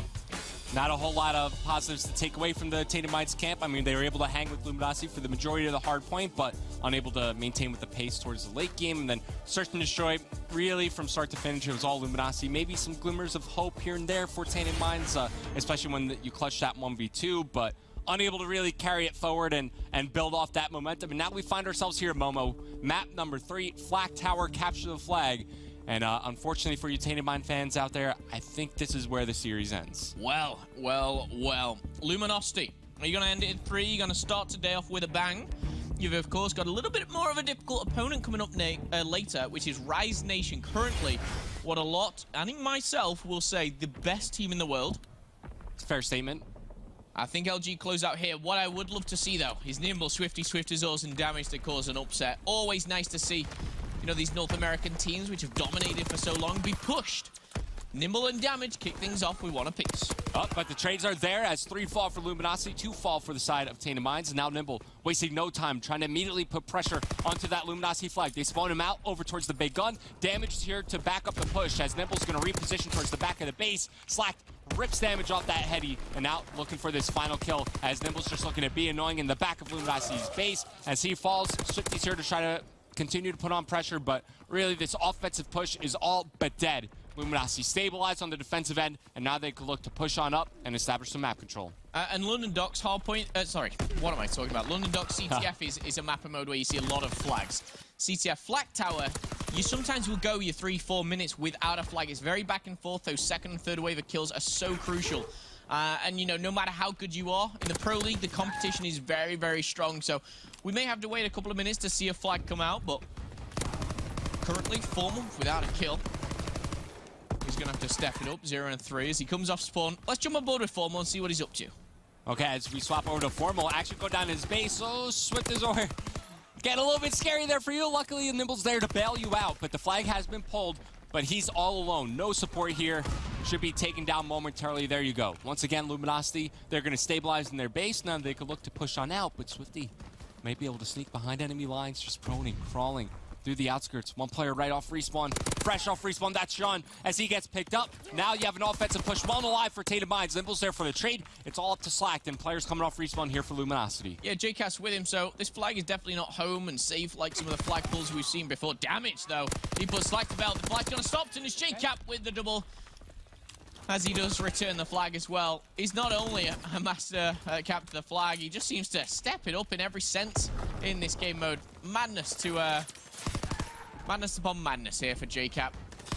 When you go positive, apparently LG, they win something crazy like 90% of their CTFs, according to JP, our stat man. And so far, he's 5 and 3. Shout out to JP, just recently graduated college as well. We love your website, and I love your stats. Keep doing it, please. And speaking a bit more about JCap, just his situational awareness when it comes down to this game mode is really second to none, but he walks right past one player. Swiftazor is going to let him sneak by. JCap turns around. Swiftazor thought he got spotted, so he commits to the fight. And now Luminosity know there's somebody lingering in the back of their base. It's going to be Formula here to back on up, but there's also pressure going down at the Tainted Minds base. Is the pressure going to be dealt with? For the time being, it's held off at the Tainted Minds base. Formal gets the return, so both teams hold on to their side of the map, and now it's a battle once again for middle map control. Okay, well, 2 minutes left here in the CTF. If Tainted Minds want anything here, they've got to continue to slay. Nimble, for me, is really been a shining star for this squad, not only today, but yesterday too, even though they came out with a loss. He really is, I think, that player that can heat up and maybe push some of these teams and even pick up a W here and there. And now this is Tainted Minds on the offense. Okay, so starting to set up a push. You see they have their lanes spread out, but they're not finding the kills to back it on up. As Luminosity pick up all 4 members of Tainted Minds, they can now comfortably push up on the map. Non-stop sprinting for 7.5 seconds. Once that first player spawns up, you start to slow things down. You're like, okay, we have a checkpoint on the map. Let's try to maintain this forward position and see if we can get some kills so we can potentially get a flagpole out. See from the sky camera, action going down in all lanes of the map. It's John pushed up in the Tainted Minds lobby. Still maintaining forward position. Spots Damage. Can't win that engagement. but sneaking on through. It's going to be Nimble through the gun side of the map. He takes down Formal, and now we can clearly see one player sneaking for Luminosity. That's slacked. Keep him highlighted. We'll see if anything goes down over near the Tainted Minds base. But it's just going to be Luminosity. They're looking for a couple kills, so that slacked can commit to the flagpole. Nimble, once again, making some moves. He's going to find another, but John, the PPSC is so strong here. The flag will be pulled, but maybe, just maybe, we could see a bit of a stalemate coming into this. We've got Slack running down, Cap with a huge kill, because what that means is the flag's going to be coming to him. Cap with another, which is going to enable the return if number 6 Formal gets on it. Yes, he will. That flag's running home and dry. And it was Slacked with the flag, Formal with the return, but it was all JCap.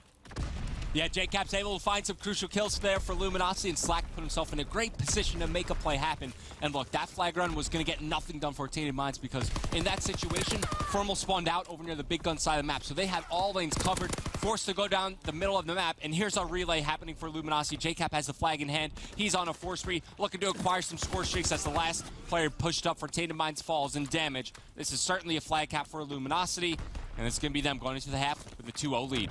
Took 4 minutes to find one. It took 5 minutes to find two. LG, they really just put a sucker punch in.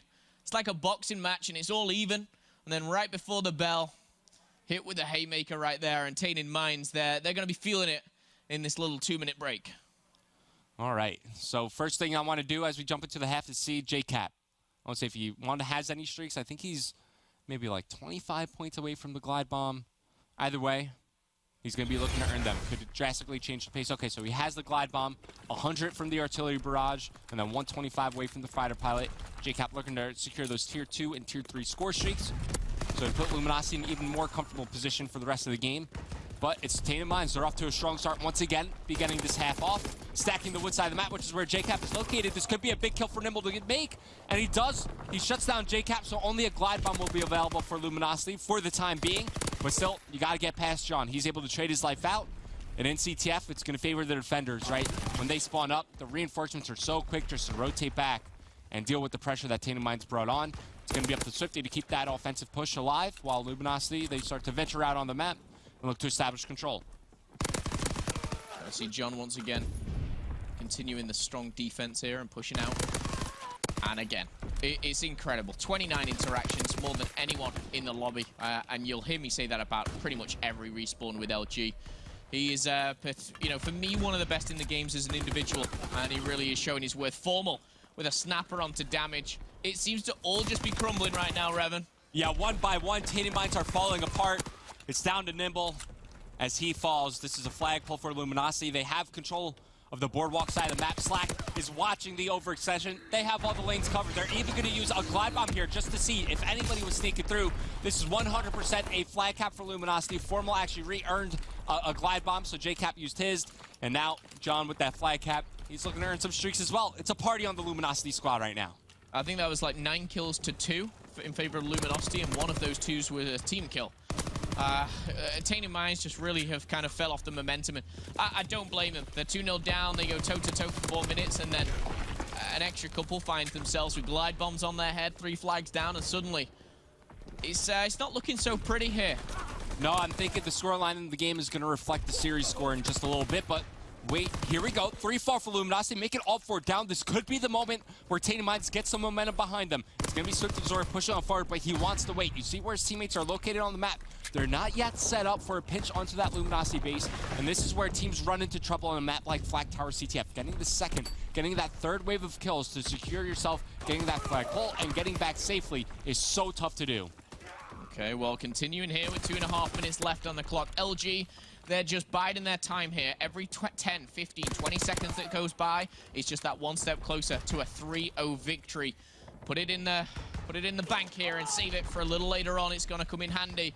Tainted Minds, though, they're about to pick up their second loss of the Pro League, and a lot of people are going to look at that and see 0-2. For me, I see a Game 5 versus Mindfreak. I see them in the hard point, pushing the likes of Luminosity. I do see positives for this Tainted Minds squad, but Luminosity, they're a different beast, Revan. The question is, how far can LG really go? Can they, you know, be the best? Yeah, that's the question. It's going to take a lot more practice. I will say, from what we've seen from them, so far in their 2 matches. No, they're not looking like the best, but the potential's there, the talent's there. Just got to find a way to make the pieces fit. You figure that, you know, eventually, you know, maybe when we get to like maybe Anaheim or closer to Stage 2 playoffs, we might see the final form for this Luminosity squad. But back into the action here. It's going to be a 4th flag cap for Luminosity as they haven't looked back since that very first flag cap of the game. A minute and a half remaining. Things not looking good for Tainted Minds at all. It's difficult, Revan, to watch. I'm not going to lie to you. They started strong. They've started to crumble. Swift Azor's -11. We've got Swifty, -7. Nimble's neutral, and damage is pretty much the same. But Luminosity, they've made the calculated plays. They've got the streaks when needed. We see a lot of teams be 1-off streaks, be like 2-off streaks, or anything in between. And LG, when they were close, they've always capitalized in this match. Slacked is 3 kills away from making it all players 20 on their team, but with 50 seconds left here, I think it's almost where you start to just wrap it up and you think, hopefully Tainted Minds don't let this get to them. Yeah, it's mathematically impossible in the sense of time, right? It's going to take more than 40 seconds to cap these 4 flags against Luminosity. Even if they just drop their controllers, stop playing, don't use their score streaks, I don't think there'd even be enough time for Tainted Minds to make this happen. Unfortunately, they're going to drop 0-3 against Luminosity, but they were the heavy underdogs coming to the series, and like we were kind of painting the picture for you guys at home, there's not a lot of pressure on them. They have everything to prove and nothing to lose. This is, quite frankly, the expected result of this series. Luminosity, the better team going into this one. They should be winning this one 3-0, as that's a nice 3-piece from Slack to close this one out. And just like you were talking about, what seems like 20 seconds ago, now everybody on Luminosity over 20 kills. Yeah, Slack actually steals the top slayer there. Everyone 21, Slack 22. Who cares who has the most kills? LG come out with a hot 3-0, another victory under their belt. And for Formal, again, I think this is just confidence building. Yeah. These are the games which, you know, very well could go the other way. Let's say yesterday and maybe lose one and that play in his mind. But they're getting the victories and they're growing as a squad. So when they maybe go up against Rise a little later on, very, very tough. Do they give them a good run for their money? I think so. It's one to watch. It's obviously our 5th game of the day. But from myself and Revan and Tainted Minds and Luminosity, that's going to close things out here. I wanted more from Slacked and Formal in this series. I think, you know, I'm happy with the way they performed. Yeah, Slacked had a massive map 1 victory, and then really everybody pitched in when it came down to the search and destroy. And, you know, I'm going to say it, keep an eye on this Luminosity squad. Each game they play means more experience under their belt, and with each other, I think as this division progresses, they're just going to get better and better. And I think we're very far away from seeing the final form of this Luminosity team. That's a scary thought, Revan. What is the final form of LG? John? Is it them raising a trophy? I think that's a potential. I really, really do. And there's only a couple more trophies to lift. There's Anaheim, there's Stage 2 playoffs, there's Call of Duty World Championships, there's 3 left. Is LG going to be one to raise a trophy between now and the end of the season? Will Formal be able to rub it in the faces of the green wall a little bit? We'll, of course, have to wait and see. But Tainted Minds, they're going to be 3-0'd here in this one. Wow. First, they're sour. Then they're sweet. Oh, thanks, guys. New Sour Patch Kids Fire and Freeze. Sour, sweet, gone. Oh, are you... Ready to go to lunch? Yeah, dude, let's do it. Right, but you're riding in the back seat? Yeah, I mean, why not? It's pretty spacious back here. Sure, but there's plenty of space up front. Nah, I'm good, bro. Sure. Oh, if you don't get us there quickly, by the way, you're not getting 5 stars. Sir, yes, sir. Right away, sir. Rothman? Don't talk to me. Designed and focused around you, the Toyota CHR. Toyota, let's go places. Sometimes you have to unfollow your old dreams to chase new ones.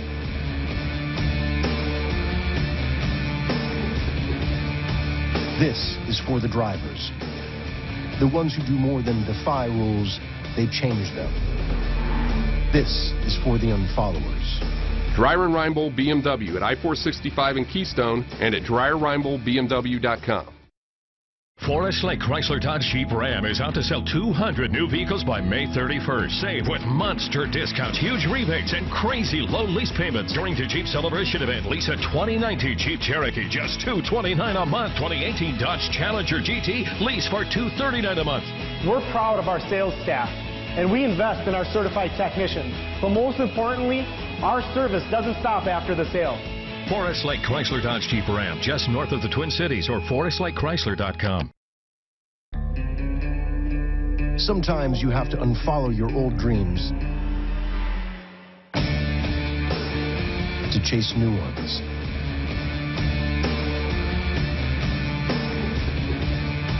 This is for the drivers. The ones who do more than defy rules, they change them. This is for the unfollowers. Dreyer and Reinbold BMW at I-465 in Keystone and at DreyerReinboldBMW.com. Forest Lake Chrysler Dodge Jeep Ram is out to sell 200 new vehicles by May 31st. Save with monster discounts, huge rebates, and crazy low lease payments during the Jeep Celebration event. Lease a 2019 Jeep Cherokee, just $229 a month. 2018 Dodge Challenger GT, lease for $239 a month. We're proud of our sales staff, and we invest in our certified technicians. But most importantly, our service doesn't stop after the sale. Forest Lake Chrysler Dodge Jeep Ram, just north of the Twin Cities, or forestlakechrysler.com. Sometimes you have to unfollow your old dreams to chase new ones.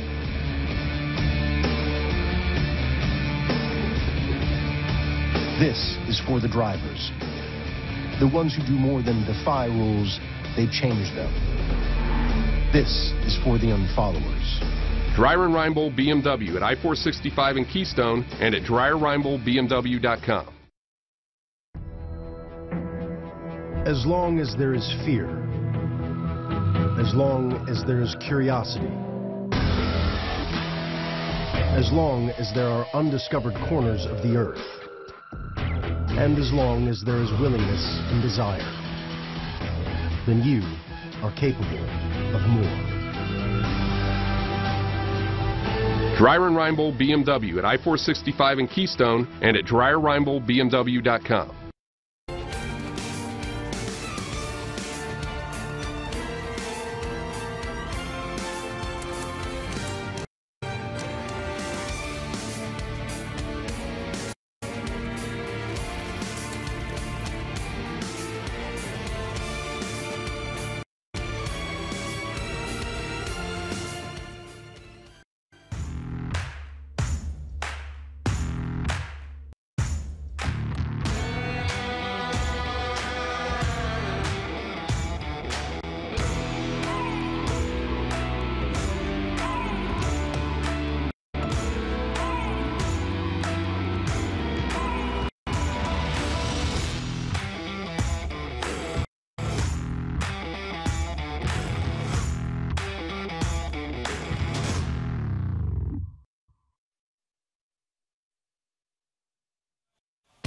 Ladies and gentlemen, welcome back to the Call of Duty World League presented by the PlayStation 4. Stay tuned, Week 1 for Division B gameplay. And so far, we've seen the two Australian teams play early on here for Day 2. Of course, the last match that we just saw, LG, the Swift 3-0 over Tainted Minds. And obviously, before the series started, I asked your predictions. Nameless, you said 3-0. Chance said 3-1. Maybe you were feeling 3-0, though you were a little generous towards the search and destroy. And the search was a little interesting. Of course, Falcon, we saw some sniper play there as well. Well, the thing for me is yesterday it was what Tainted Minds played against Mindfreak on Valk S&D and beat him 6-1, and they looked incredible.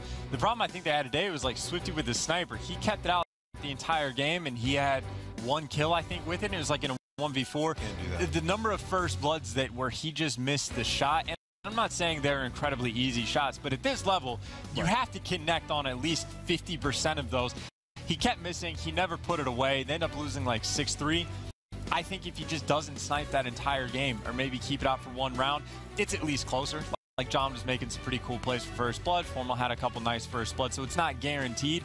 But the only map I thought Tainted Minds had a chance, they never made any sort of adjustment. They just struggled the entire time, and LG just kind of picked them apart. Of course, here's a look at how the series went. 250-195, the hard .63 search, and the 4-0 CTF on Flak Tower. LG take it 3-0. And I mean, you look at the scoreline, it's not exactly massively convincing, but it is a 3-0 win. And it does beg the question, the LG we're watching right now, Nameless, if you kind of said their final form, how close to that do you think they are right now?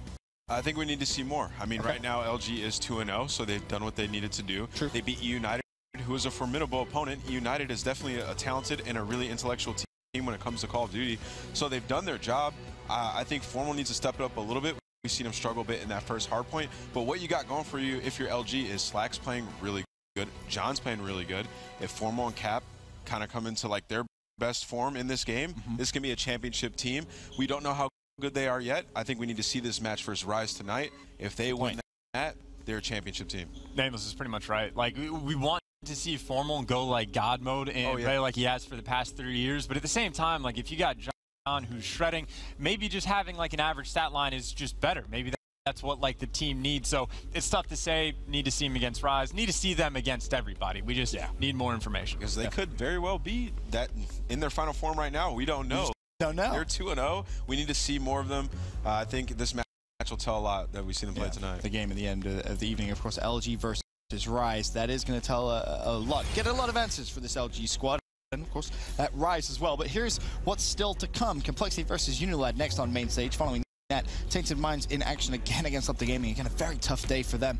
And then, of course, to close the matchup that we said, LG versus Rise Nation. And the best match of the day is Complexity Unilad. It sounds strange to say, but I barely care about the Rise LG because I think Rise is just going to win. Like, I care about the fifth one to learn how good LG is, but standings. Nope. Standings is what I care about. At Seattle, LG and Rise played each other, and LG did have Octane on their team at Seattle, right? So it's a different team, but it went Game 5, and it was one of the best series I've ever watched in my life. That is going to be a slugfest. You're missing the point. No, I'm not missing the point. That match is that is my highlight match. All right, Complexity. I know what you're. I actually agree with Chance. No, I do. No, so the best Call of Duty to watch is like the series number 5. That is the best Call of Duty we're going to see. The most important, the most one you want to watch is map number 3 because that might be of who makes playoffs. Like whoever loses this, I know it's early on, but you could probably say not going to make top 4 because there's too many good teams. Both of these teams are fighting for the hope that they can knock down one of the top 4 teams. And United are an LG if they're the expected 3-4. So this is a must-win for map number 3. These are those like bubble teams, and so that's why this is the one I'm like most interested. Too early to tell. LG Rise is definitely going to be a massive, massive game. Juggernaut. In terms of who's going to potentially have themselves in a position to fight for playoffs, I think we look at Unilad Complexity, right? They're the two teams which we think, okay, well, who's it going to be? Well, if you beat the other team that you're in that kind of contention for, well, it's only going to be a good thing. Of course, again, you guys saw Unilad play yesterday, and Unilad's an interesting team because they lose their best player, probably the best player in Europe right now in the form of Scraps, and yet they don't look bad. As weird as that is to say, a lot of Europeans have said, hey, watch out for Unilad. Now they got better. Scraps himself comes out and says, no, trust me, without me on this squad, they actually seem like they're playing better.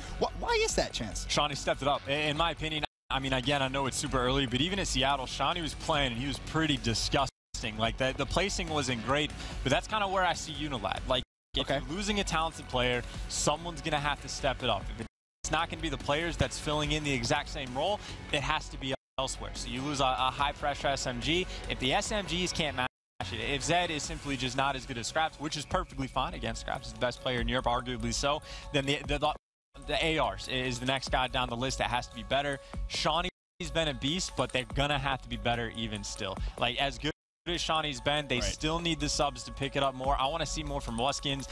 They need higher output, and we need it, obviously, here, right? It's the match against Cole. You got some talent on the other side of the court. What do we call it?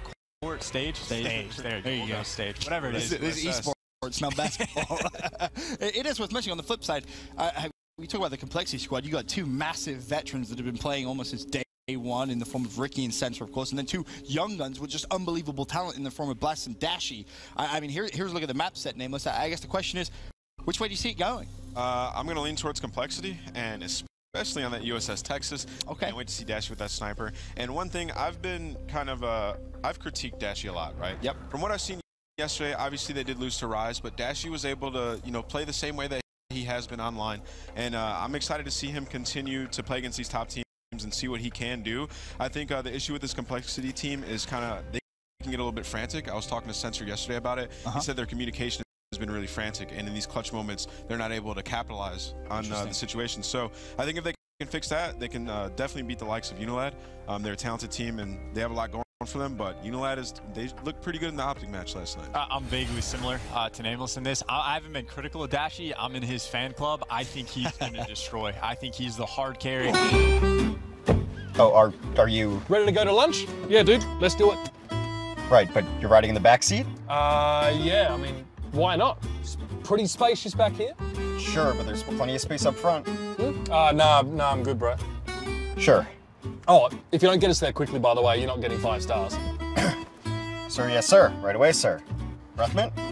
Don't talk to me. Designed and focused around you, the Toyota CHR. Toyota, let's go places.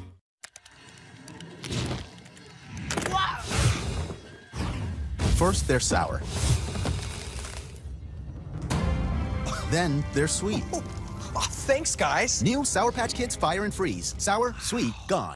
Hi, it's Tim. Hey, Christy Roberts at Champion Chevrolet in beautiful Avon. Thank you for making us the fastest growing Chevy dealer in Indy. Our team works hard every day to earn your business, so come on in and get the best deals in Indy during our spring sell down. New Silverados, Equinox, Traps, Cruise, Malibu, all $88 a month. If you want a great deal, it's right here. Visit Dealer Raiders Dealer of the Year for 2 consecutive years or shop ChevyAvon.com. Hi, it's Tim. Hey, Christy Roberts at Champion Chevrolet in beautiful Avon. Thank you for making us the fastest growing Chevy dealer in Indy. Our team works hard every day to earn your business, so come on in and get the best deals in Indy during our spring sell down. New Silverados, Equinox, Traps, Cruise, Malibu, all $88 a month. If you want a great deal, it's right here. Visit Dealer Raiders Dealer of the Year for 2 consecutive years or shop ChevyAvon.com. Hi, it's Tim. Hey, Christy Roberts at Champion Chevrolet in beautiful Avon. Thank you for making us the fastest growing Chevy dealer in Indy. Our team works hard every day to earn your business, so come on in and get the best deals in Indy during our spring sell down. New Silverados, Equinox, Traps, Cruise, Malibu, all $88 a month. If you want a great deal, it's right here. Visit Dealer Raiders Dealer of the Year for 2 consecutive years or shop ChevyAvon.com. Hi, it's Tim. Hey, Christy Roberts at Champion Chevrolet in beautiful Avon. Thank you for making us the fastest growing Chevy dealer in Indy. Our team works hard every day to earn your business, so come on in and get the best deals in Indy during our spring sell down. New Silverados, Equinox, Traps, Cruise, Malibu, all $88 a month. If you want a great deal, it's right here. Visit Dealer Raiders Dealer of the Year for 2 consecutive years or shop ChevyAvon.com. Hi, it's Tim. Hey, Christy Roberts at Champion Chevrolet in beautiful Avon. Thank you for making us the fastest growing Chevy dealer in Indy. Our team works hard every day to earn your business, so come on in and get the best deals in Indy during our spring sell down. New Silverados, Equinox, Traps, Cruise, Malibu, all $88 a month. If you want a great deal, it's right here. Visit Dealer Raiders Dealer of the Year for 2 consecutive years or shop ChevyAvon.com. Hi, it's Tim. Hey, Christy Roberts at Champion Chevrolet in beautiful Avon. Thank you for making us the fastest growing Chevy dealer in Indy. Our team works hard every day to earn your business, so come on in and get the best deals in Indy during our spring sell down. New Silverados, Equinox, Traps, Cruise, Malibu, all $88 a month. If you want a great deal, it's right here. Visit Dealer Raiders Dealer of the Year for 2 consecutive years or shop ChevyAvon.com.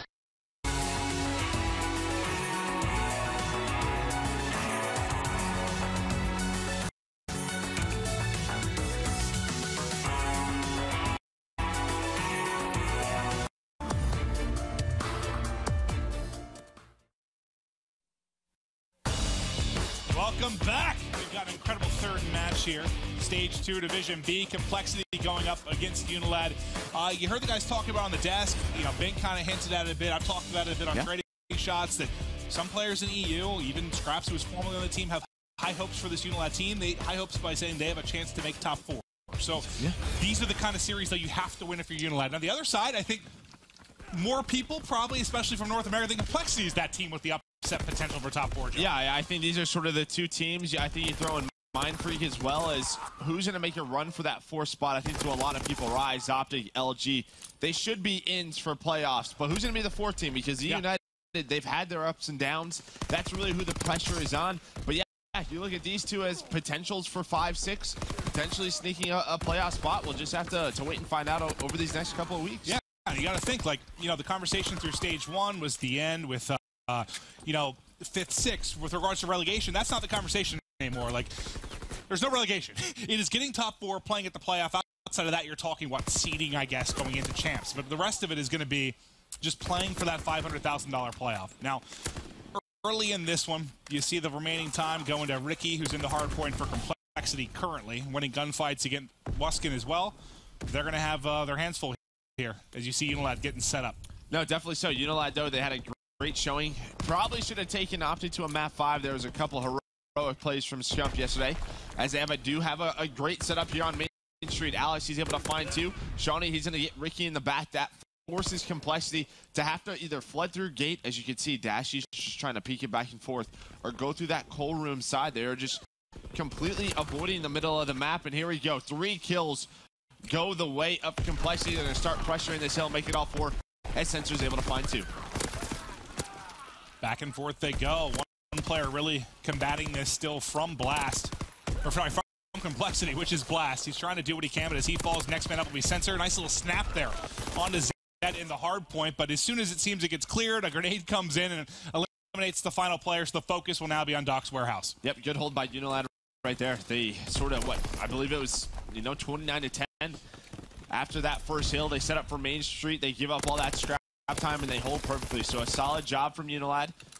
And now it's this fight for the lower docks. Unilad did spawn one out, and there Alex is able to find another one. So now this is a big blunder here for Complexity as 3 go down. Here, Alex getting pumped up on the main stage. But just like that, it's Blast. Once again, the last player alive. He's able to find a couple of kills, and then Sensor. He's just going to dive right in.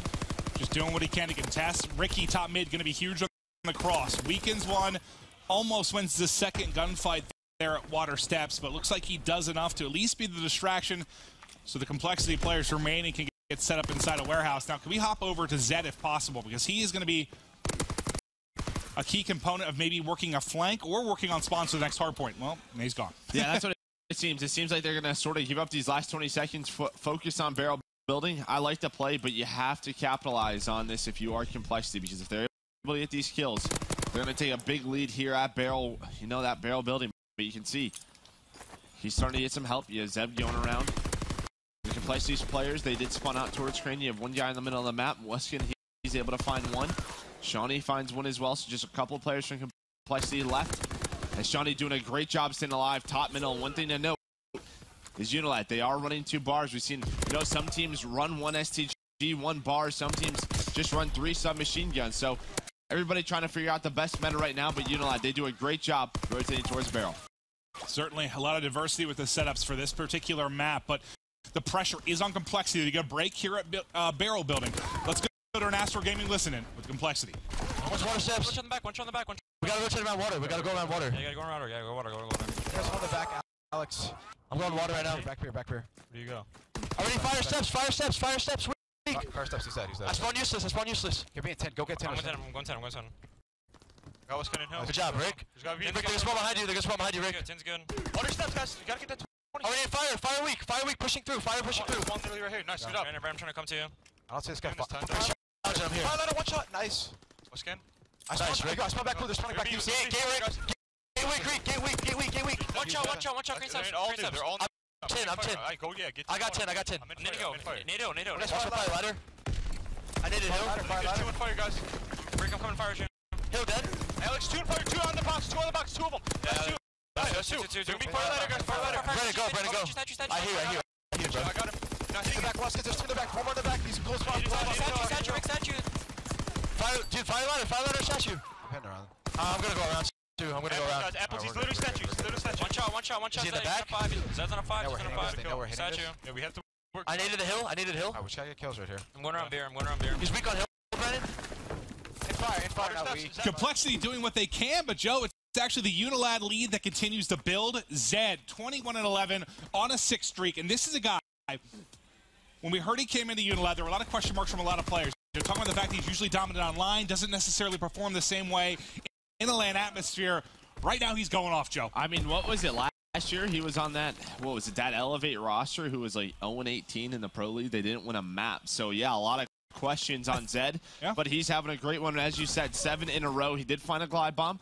But, you know, going through that listening with complexity, I think the comms were pretty solid. But the one thing that I sort of noticed, as soon as there was sort of a 3 or 4 dead for complexity, there wasn't someone saying, hey, we need to do this, we need to do this. It was like, all right, I'm going to go around. Oh, all right, yeah, I'm going to go around too, right? There didn't seem to be a vocal leader. And then someone just, I think someone added like, yeah, we're fine. And then Zed killed 2 of them. Like, yeah, there wasn't a lot of instruction. Maybe that's just something that we're going to see develop with this team over the course of it. And that's something I wish we did more of, kind of track the listen-ins as they start maybe at the beginning of stage 2, stage 1, and see how it is towards the end and see if some of these vocal leaders maybe step up or kind of a change in the comms over the course of a team. No, because you can hear Sensor, right, bringing a lot of enthusiasm, trying to get his team pumped up. He's not having the best game right now, but besides that, everybody was pretty cool, calm, and collected. But it was just like when 3 or 4 of them went down, they spawn out. What's the play? How are we going to break this? And there wasn't anyone doing that. They seemed a little bit off, but there we go. Unilad, they have about a 40-point lead. Complexity, though, trying to set up here at Main Street. There's just one player left. That's Dashy. He just needs to buy time, not able to do so. That double bar setup being so effective right now. And we saw this yesterday. When it wasn't Weskin and Shawnee, it was the other duo in Alex and Zed. It just seems like these 2 pairs go off at different times, and maybe that's why people are pumped up about this Unilad roster. Well, the lead still growing. 148-96. They're back in the hard point here at Main Street. Contested, though, by Ricky for a moment. Ricky gets peeled, and Shawnee lining him up with the bar. I'll tell you what, sometimes it is hard for me to understand why you don't always see a 2-bar setup on this map, man. It has been naughty. We saw in Division A, it was EG that was really taking advantage of that on multiple maps. We even saw them with, 2 on Flak Tower CTF. The bar's a powerful weapon, Joe. No, it definitely is. Has that 3-bullet kill range. Weston almost able to find 2, but they get that scrap time, that 10 seconds, so that 40-point lead. Now it's up towards 80. Unilad, they have dominated Main Street. Taking a look at that scoreboard. Everybody really playing it very well on Unilad. Besides Blast and Dashy, you know, you need a little bit more production from Sensor and Ricky, but this is a good hard point to do so. Alex, he's going to get pushed up, he gets taken down by Sensor, and this really feels like one of the first hills Complexity's had early control in through these rotations. And just like that, it's gone. Gone. Yeah. Immediately. 45 seconds remaining on this hard point, and Unilad potential to just about put this game away with a stronghold here at Docks. They are spawning so far out, and look at that, Zed coming through with another big 2. Look at the streaks building on the right side of your screen. Shawnee 5 in a row. Zed had 2 in a row before he dropped. Wuskin 3 in a row. They are dominating right now. A massive streak from Zed early. You call that in, 3 of your players go down. So a bit of a waste there, but they still have some more utility to work with.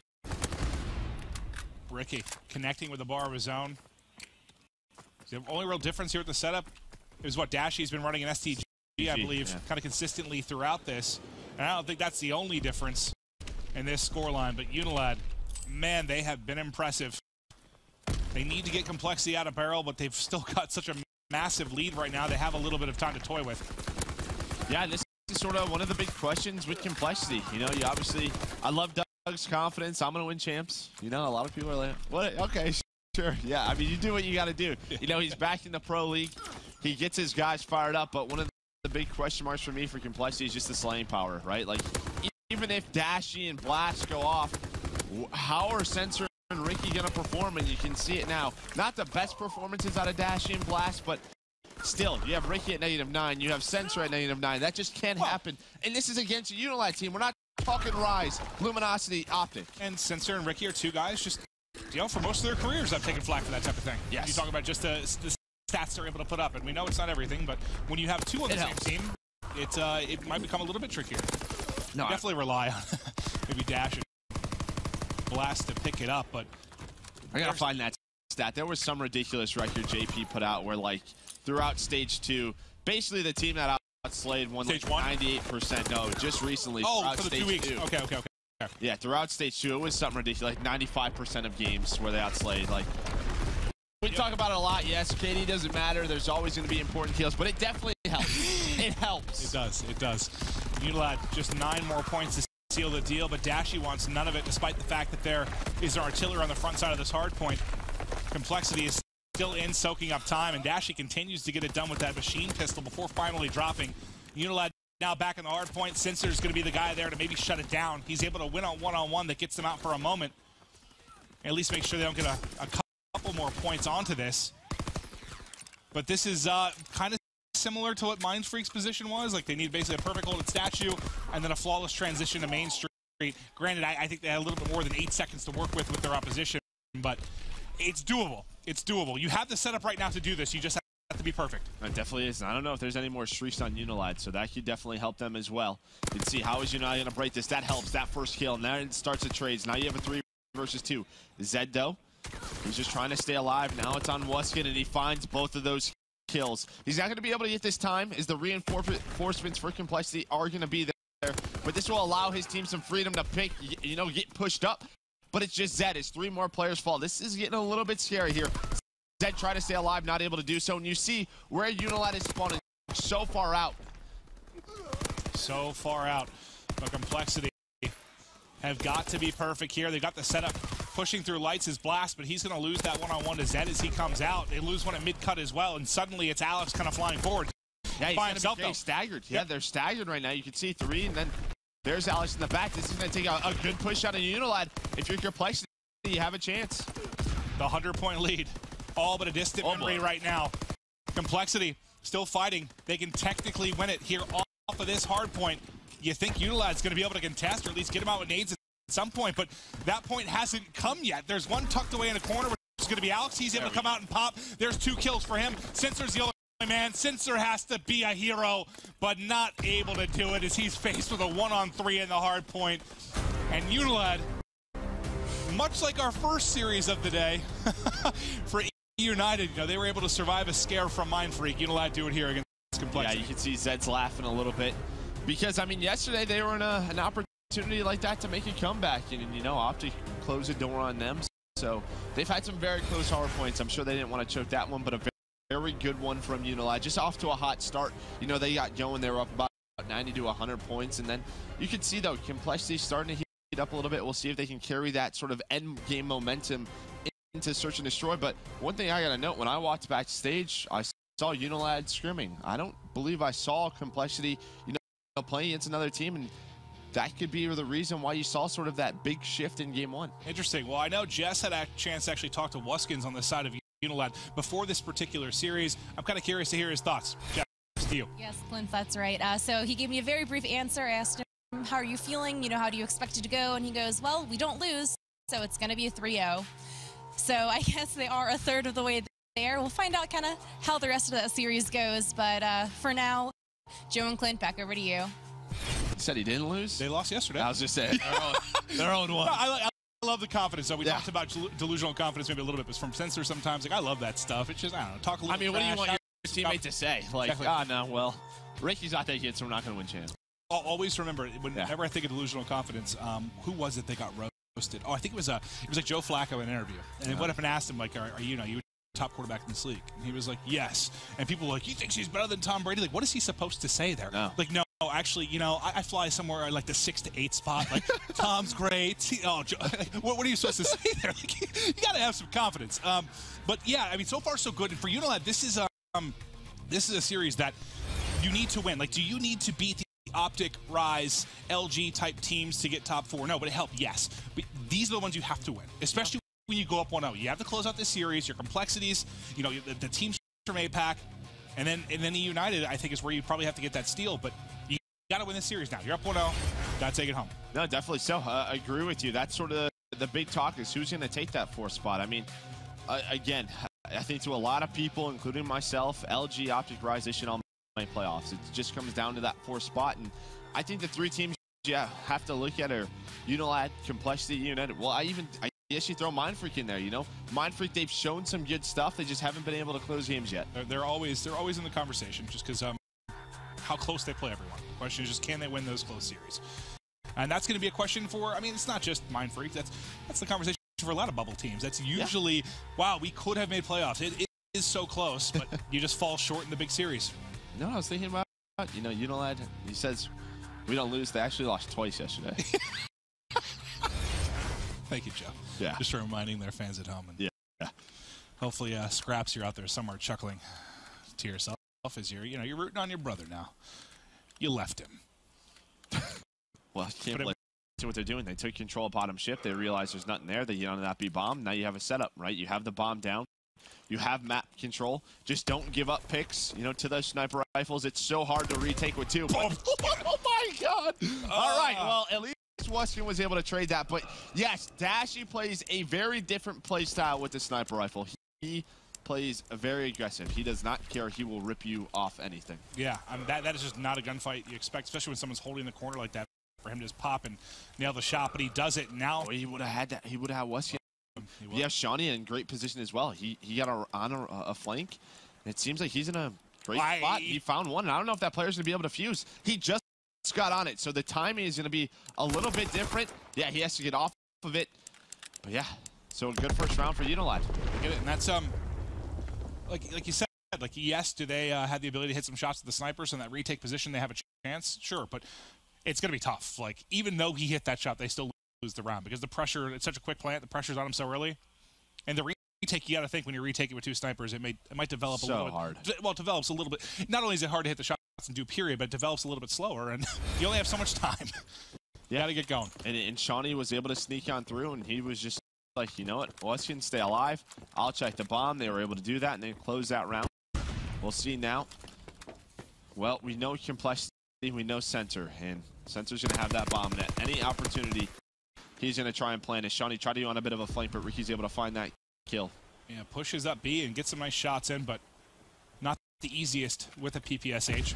So now 4v3 advantage for complexity. They're just waiting on an opening, maybe trying to bait out these grenades before they work to get this plant down. Yeah, and that shot that Shawnee took, a play like that, well, yeah, there's Sensor playing it. But Pharaoh, second follow-up. Pharaoh is the guy who always hits that B street, but he usually does it with an STG, with that airborne AR, and that could be the reason why he saw that gunfight. But Sensor, he gets the bomb down. Was there a second nade there? It was one a little too deep? I think it might have missed. Did it miss? Yeah. I thought it looked like a second explosion went off, just a little bit deep. Nades coming in from the offense as well. On the bomb is Alex, and Alex's head is gone. Zed is up next. Dashy's trying to quick scope him, but with the shot that's coming in, they know he's not on it. Trying to bait him to him. Trying to bait him. This could work. This could work. They're lining up for Zed. Zed fries both. And Zed gets the defuse. He played that brilliantly. Just baited him down, make them think he's on it. They fly up, and he guns both. I'm not saying Complexity played that perfectly. You're looking at me like, okay, no, I am. What are you thinking, buddy? Ricky right now. Like, I mean, if you're Dash, you have a sniper rifle. Why are you going? Just switch up your angle. You wall banged him off the bomb a second ago. Literally the same spot. He shot Alex right off the bomb. You have a sniper. You don't have to rush that with a pistol. All right, well, that's a throw if you've ever seen one. Nice play from Zed, but he did get assisted by Complexity. Like, there's 13 seconds left. Just one guy has to go. And you could have went under. Why did you go up the steps? You could have went under the bomb. This could have, ill effects on the rest of this game, too, because Zed getting close to streaks because he gets both the kills and the defuse. If he gets streaks behind this, could be a very troublesome game 2 from Complexity, who's already down 0-1 in this. You saw him, yep. You saw his shoulder. Smoke out, though. Now it's just all a timing thing. Weskin, though, can't hit the snap on the other side. And I like that play. They baited out the cross, and then Weskin goes to try to get that snipe shot. Bomb is down now, but here comes the push from Complexity. Zed, he's able to find one, but Ricky took down Alex. Now you have a 3v3. He found one and got away with his life, which is the big thing. Still needs that kill for the streak. Wins one with the pistol. Zed just got another kill. So he's on a 6 streak, and there's the glide bomb. Yes, so now it's on Dashy. He's 5-1, but yeah, they haven't been winning rounds.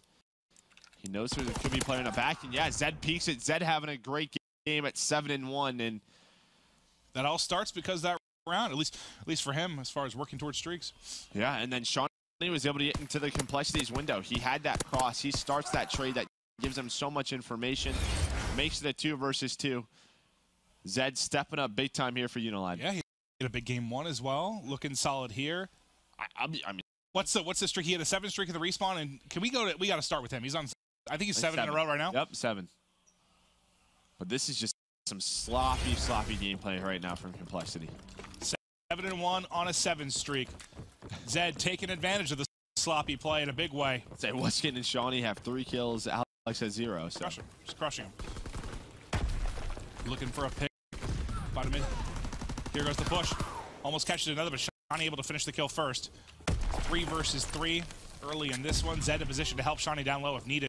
Weskin's now been picked and actually all falls to Zed and Shawnee. Got spotted in the corner. Trying to challenge us. Drop shot. Dashy gone. Nice play there from Shawnee. And you've still got Zed around the backside. Wisely gets out of that gunfight, but Shawnee comes and peeks. It looks like Ricky read it like a book.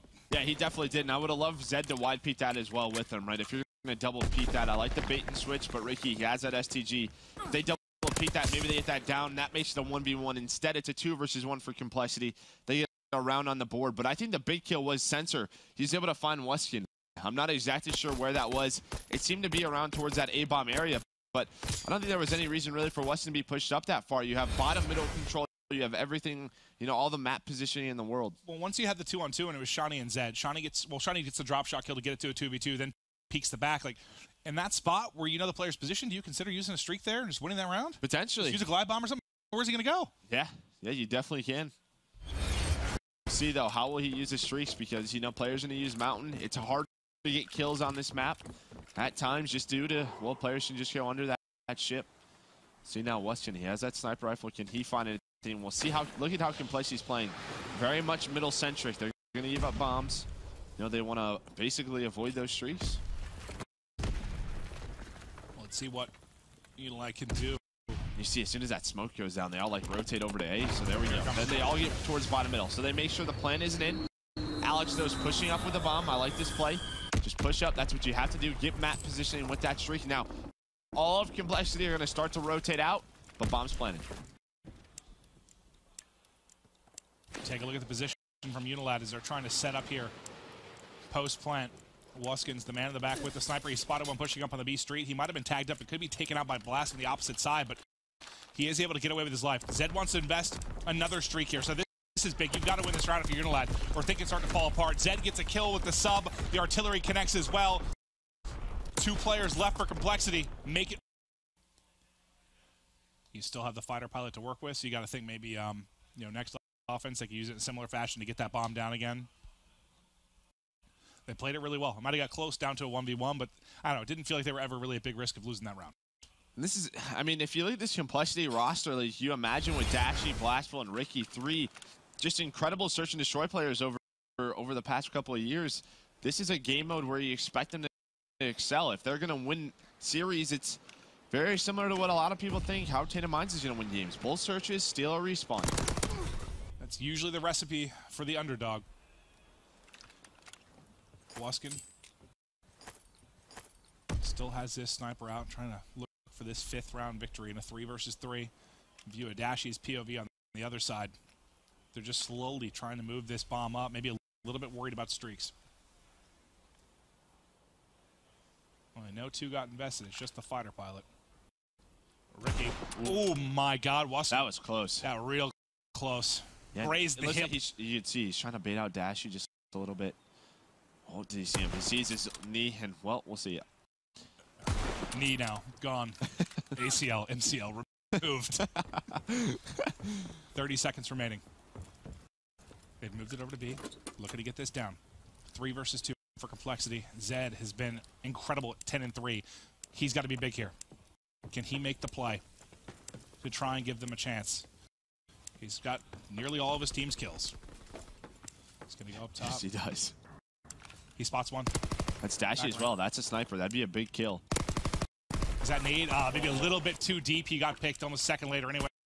Pressure now falls to Alex, able to win 1, but with 24 seconds remaining, not a whole lot of time to do anything here for Unilad. That's Alex's first kill. 2nd kill. 3rd kill's above him. Yeah, Ricky just runs away. Heads up play from Ricky. Plays the clock. Yeah, that was even the first kill for Blastful. Those 2 players were struggling a bit that round. Now Ricky, he's going to just jump up at 7.5. Oh, he's working on some streaks. Yeah, I was going to say, he can't die here. He really needed to play that smart. Ricky now getting close for himself. Big round for Complexity because, you know, Ricky not getting towards streaks. And obviously it would have been a colossal fall there if they would have allowed Alex to 1v3. He didn't really ever have a chance, kind of, at least to kill Ricky the first time around. He would have had a different angle and just turned and beamed him, but not really a lot to work with there. Ricky plays it right. And then with that last kill, did he get anything or really close? I think he's 1 kill away. Yeah. We'll have to take a chance once this round begins, once we get back into it. Because that might be how you come back. Oh, no, he actually got one. He got a glide bomb. So, yeah, does even Unilad recognize this? I mean, Ricky's 8-3. We'll have to see now. A couple of rounds now for Complexity. They're starting to get some momentum. You still have that fighter pilot on the side of Zed and Unilad. Curious if they try to use that to get a bomb down or maybe save it for a more stressful situation later in this game if Complexity starts to bring it back. Buy bomb. Invested very early. Oh, he's actually able to get a kill there. Blast finds one as well. Dashy bottom ship gets a kill, and Alex now all alone. He, I don't know, was close to a 1v3 in the previous round. Now he's got to pull off a 1v4 in 45 seconds. Can't finish Ricky. His position's now given away, and he's in trouble. Yeah, and I love that play call as well. Alex should get cleaned up there. There we go. Complexity swarms on in for their 3rd round in this game. But I like that play call. You know, call it in early, catch them off guard. You can see how many players didn't have Mountain. And then once all of them go bottom middle, once all of Unilad go bottom middle, Complexity just flood them in. They know where all those players are. They throw their nades, they throw their stuns. They have them trapped at the bottom of the ship. That puts Alex in that 1v4. So you still just have the 1 fighter pilot on Unilad, which, I mean, the one good thing for Unilad is you didn't get caught in like an awkward spot where you're calling that in at the same time the other Mayhem went down. That could have been ugly. But you still have this, and Ricky is so close. 50 points off the artillery. I didn't give him bomb either. So no bomb to give him the plant secure it. Obviously, you see players killed off that side all the time. But then again, we've seen both teams kind of miss their double nade strat onto the bomb plant. Yeah, smoke went down today. Stun goes out, so Unilad, I know there's some presence there. See Shawnee bottom ship, Blastful, he's up here. When is Sensor gonna go? Because you know how this round is. Set up the bomb. That's how usually search and destroy teams with Sensor on it. They like to play. There we go. He crosses back, but Alex, nice shots of that STG, and here we go. Here comes that fighter pilot. He's gonna find Ricky. Does he find anything else? Doesn't need to though, right? It's a 4 versus 2 now. This should be a round secured now for Unilad. Unless Dashy and Blastful has some heroics. Dashy is trying to find what he can on the back line of Unilad. Oh, that's nice. There's a kill. He knows the position of Alex as well. Alex cannot get picked here. Oh my god, he almost did. Now he's going to get snapped on. You still have Blast in this. There's not a lot of time to work, but Blast's going to fly forward. Suddenly it's 1 player left in Wuskin. Wuskin's position in the back, but Wuskin hits the shot. 11 seconds now on the clock. Sniper, first Blast. He's going to stick the bomb. Blast. The S&D Phenom, this is a spot you want him in. The plant's in, and he's away. And suddenly, a round victory for Unilad seems to have disappeared. One good thing is he is very quiet, right? He has that mountain. He has a good idea where Blastful is. He probably hears him, right? Blastful's very loud. Just has to catch the timing right. He has a machine pistol, not the best thing. And here we go. There we go. Wuskin plays it perfectly. Clutches the 1 versus 1, and that was a big round because, well, we talked about the heroics. The heroics were there. Dashy hit some incredible shots right there on the Unilad. Makes it a 1 versus 1. You had to win it, and Wuskins did it. I mean, use a fighter pilot. Exactly. Use a fighter pilot. You're in a 4v2. The 2 players, one of them has a sniper. You're set up in good positions on the back line. The pressure's on Complexity to get the plant down. Like, it was a tough 2v4, and they almost made it happen. That the odds couldn't have been worse than a 2v4, it feels like. And how much time? I think he got the bomb down with 8 seconds left. So close. But for Unilad, Wuskin makes the play in a very stressful round. Wuskin gets into the next round. He's immediately gone. Hey, nice clutch, buddy. Yeah. See you later. We're just getting to the round and his head's off already. You have Sensor up here, top 1-0, 4v3 now. But that first blood, I believe Ricky still has some streaks, or 1 streak maybe. Nope, he has nothing. Okay, I lied.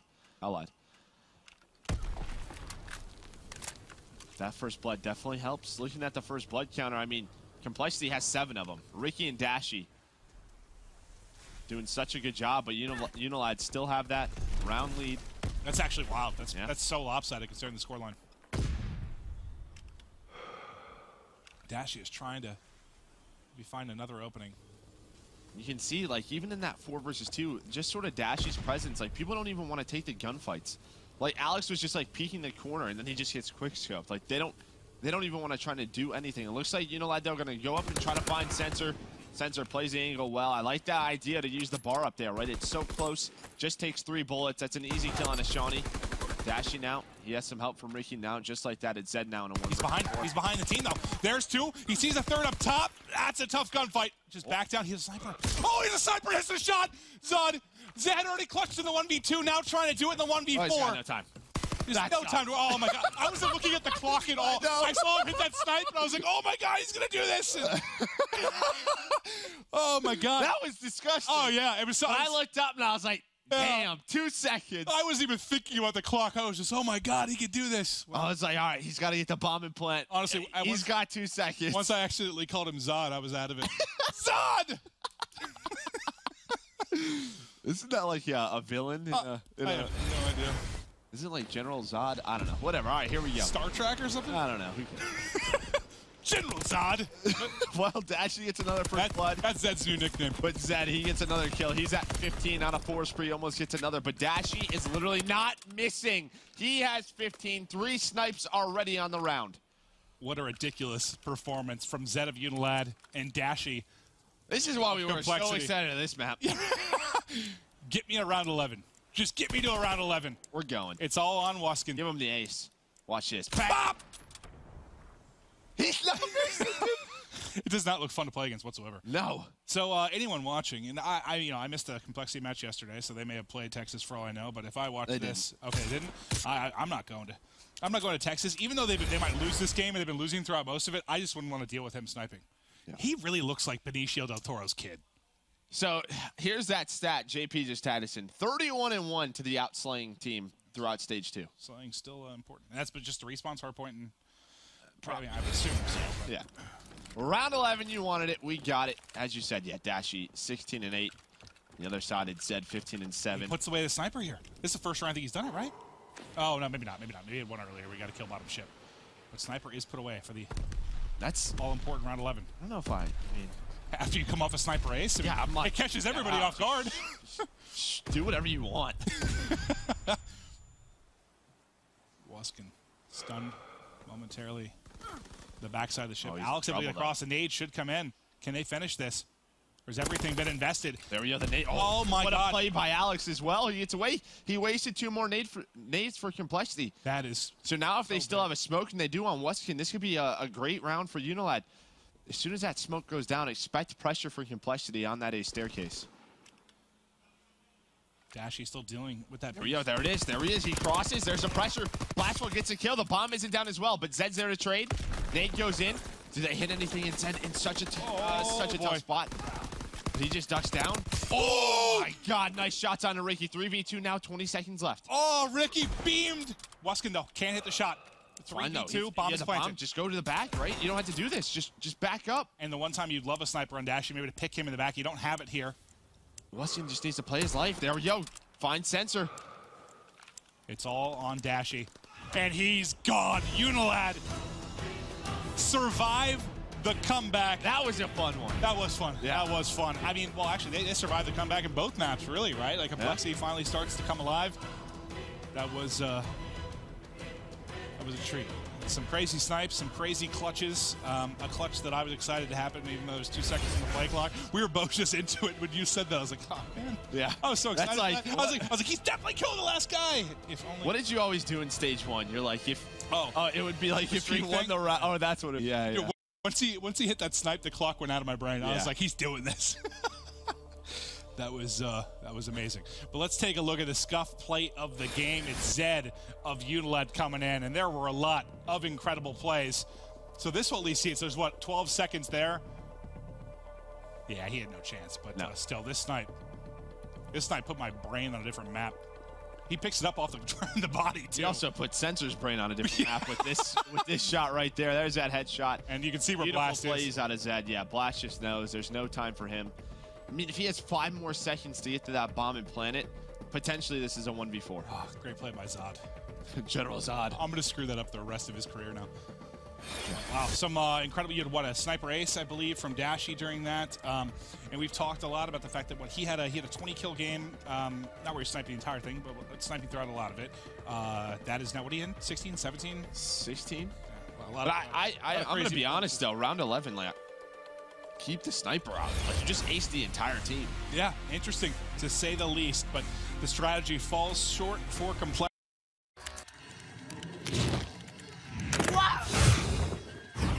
First, they're sour. Then they're sweet. Oh, thanks, guys. New Sour Patch Kids Fire and Freeze. Sour, sweet, gone. Oh, are you ready to go to lunch? Yeah, dude, let's do it. Right, but you're riding in the back seat? Yeah, I mean, why not? It's pretty spacious back here. Sure, but there's plenty of space up front. Nah, I'm good, bro. Sure. Oh, if you don't get us there quickly, by the way, you're not getting 5 stars. Sir, yes, sir. Right away, sir. Breath mint? Don't talk to me. Designed and focused around you, the Toyota CHR. Toyota, let's go places. Attackers incoming. Everyone ready? Let's do this. Discover the team-based shooter that just keeps getting better. Drop in and perfect your skills with over 25 unique heroes. Did someone call a doctor? Each with devastating abilities. Don't get back up. Switch heroes on the fly to gain the advantage and lead your team to victory. Anyone want to join me? EMP activated. Overwatch Legendary Edition. Get $20 off for a limited time. You're covered. Thanks, love. Farah reporting. What for my highlight reel? I feel unstoppable. Overwatch Legendary Edition. On sale now.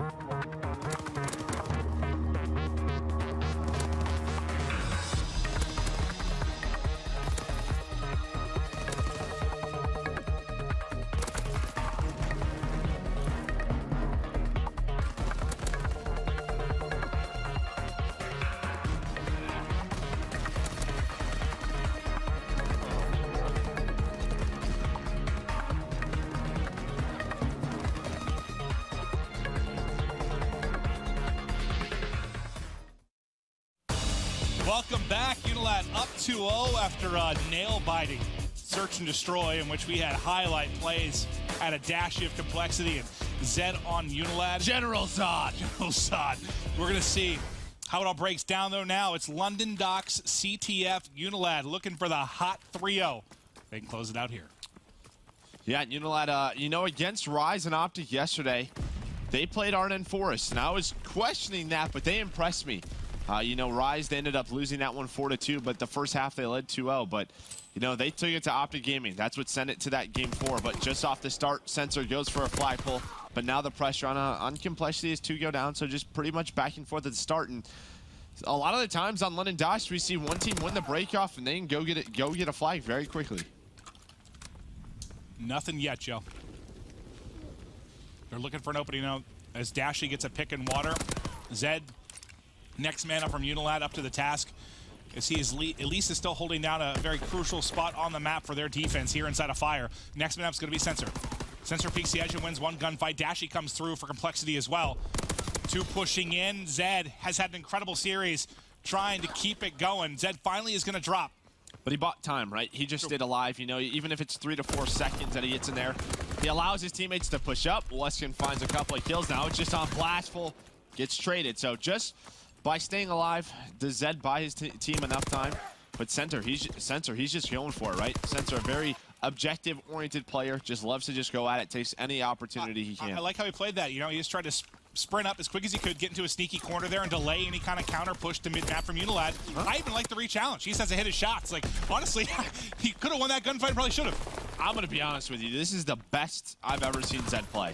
Like, he started, again, 7-1. What, throughout that hard point, he was playing so well. That S&D, yeah, I questioned the decision, but it seems to be working out pretty well. If he can continue to play like this against all the teams in the division. Again, man, on a hot mic, Scraps, when I asked him about this team, he had nothing but praise for the new roster and nothing but praise specifically. I mean, you people being about some time, but you know better on time. That's what was my like. I just advanced tweet. I'm never actually online. Playing a big. But the on those lines, Dashy is going to be out off to the race right now. To put as he is on the first score. Roxy is more complex. Should be around another one. He needs to board Zed guys. You know, well, Alex negative is what changes that 3 kills. So but a little bit. Actually playing Complexity it up so did last full pick. So on the side of contributing be the same. He has to for Unilad for an opportunity. Yo, they have Blastful. You can see the call up. Gotta find one glide bomb. Not able for Zed. Artillery is calling that, but that puts it down. What should be able to ladder? The name app. It looks like Shawnee. Looks like they stopped. He needs help. Rotate over. He's gonna have fire. Here in these isolated. Johnny. Yes, help from. Yeah, but that first. Sir, he's in. That's. But he doesn't. Fire.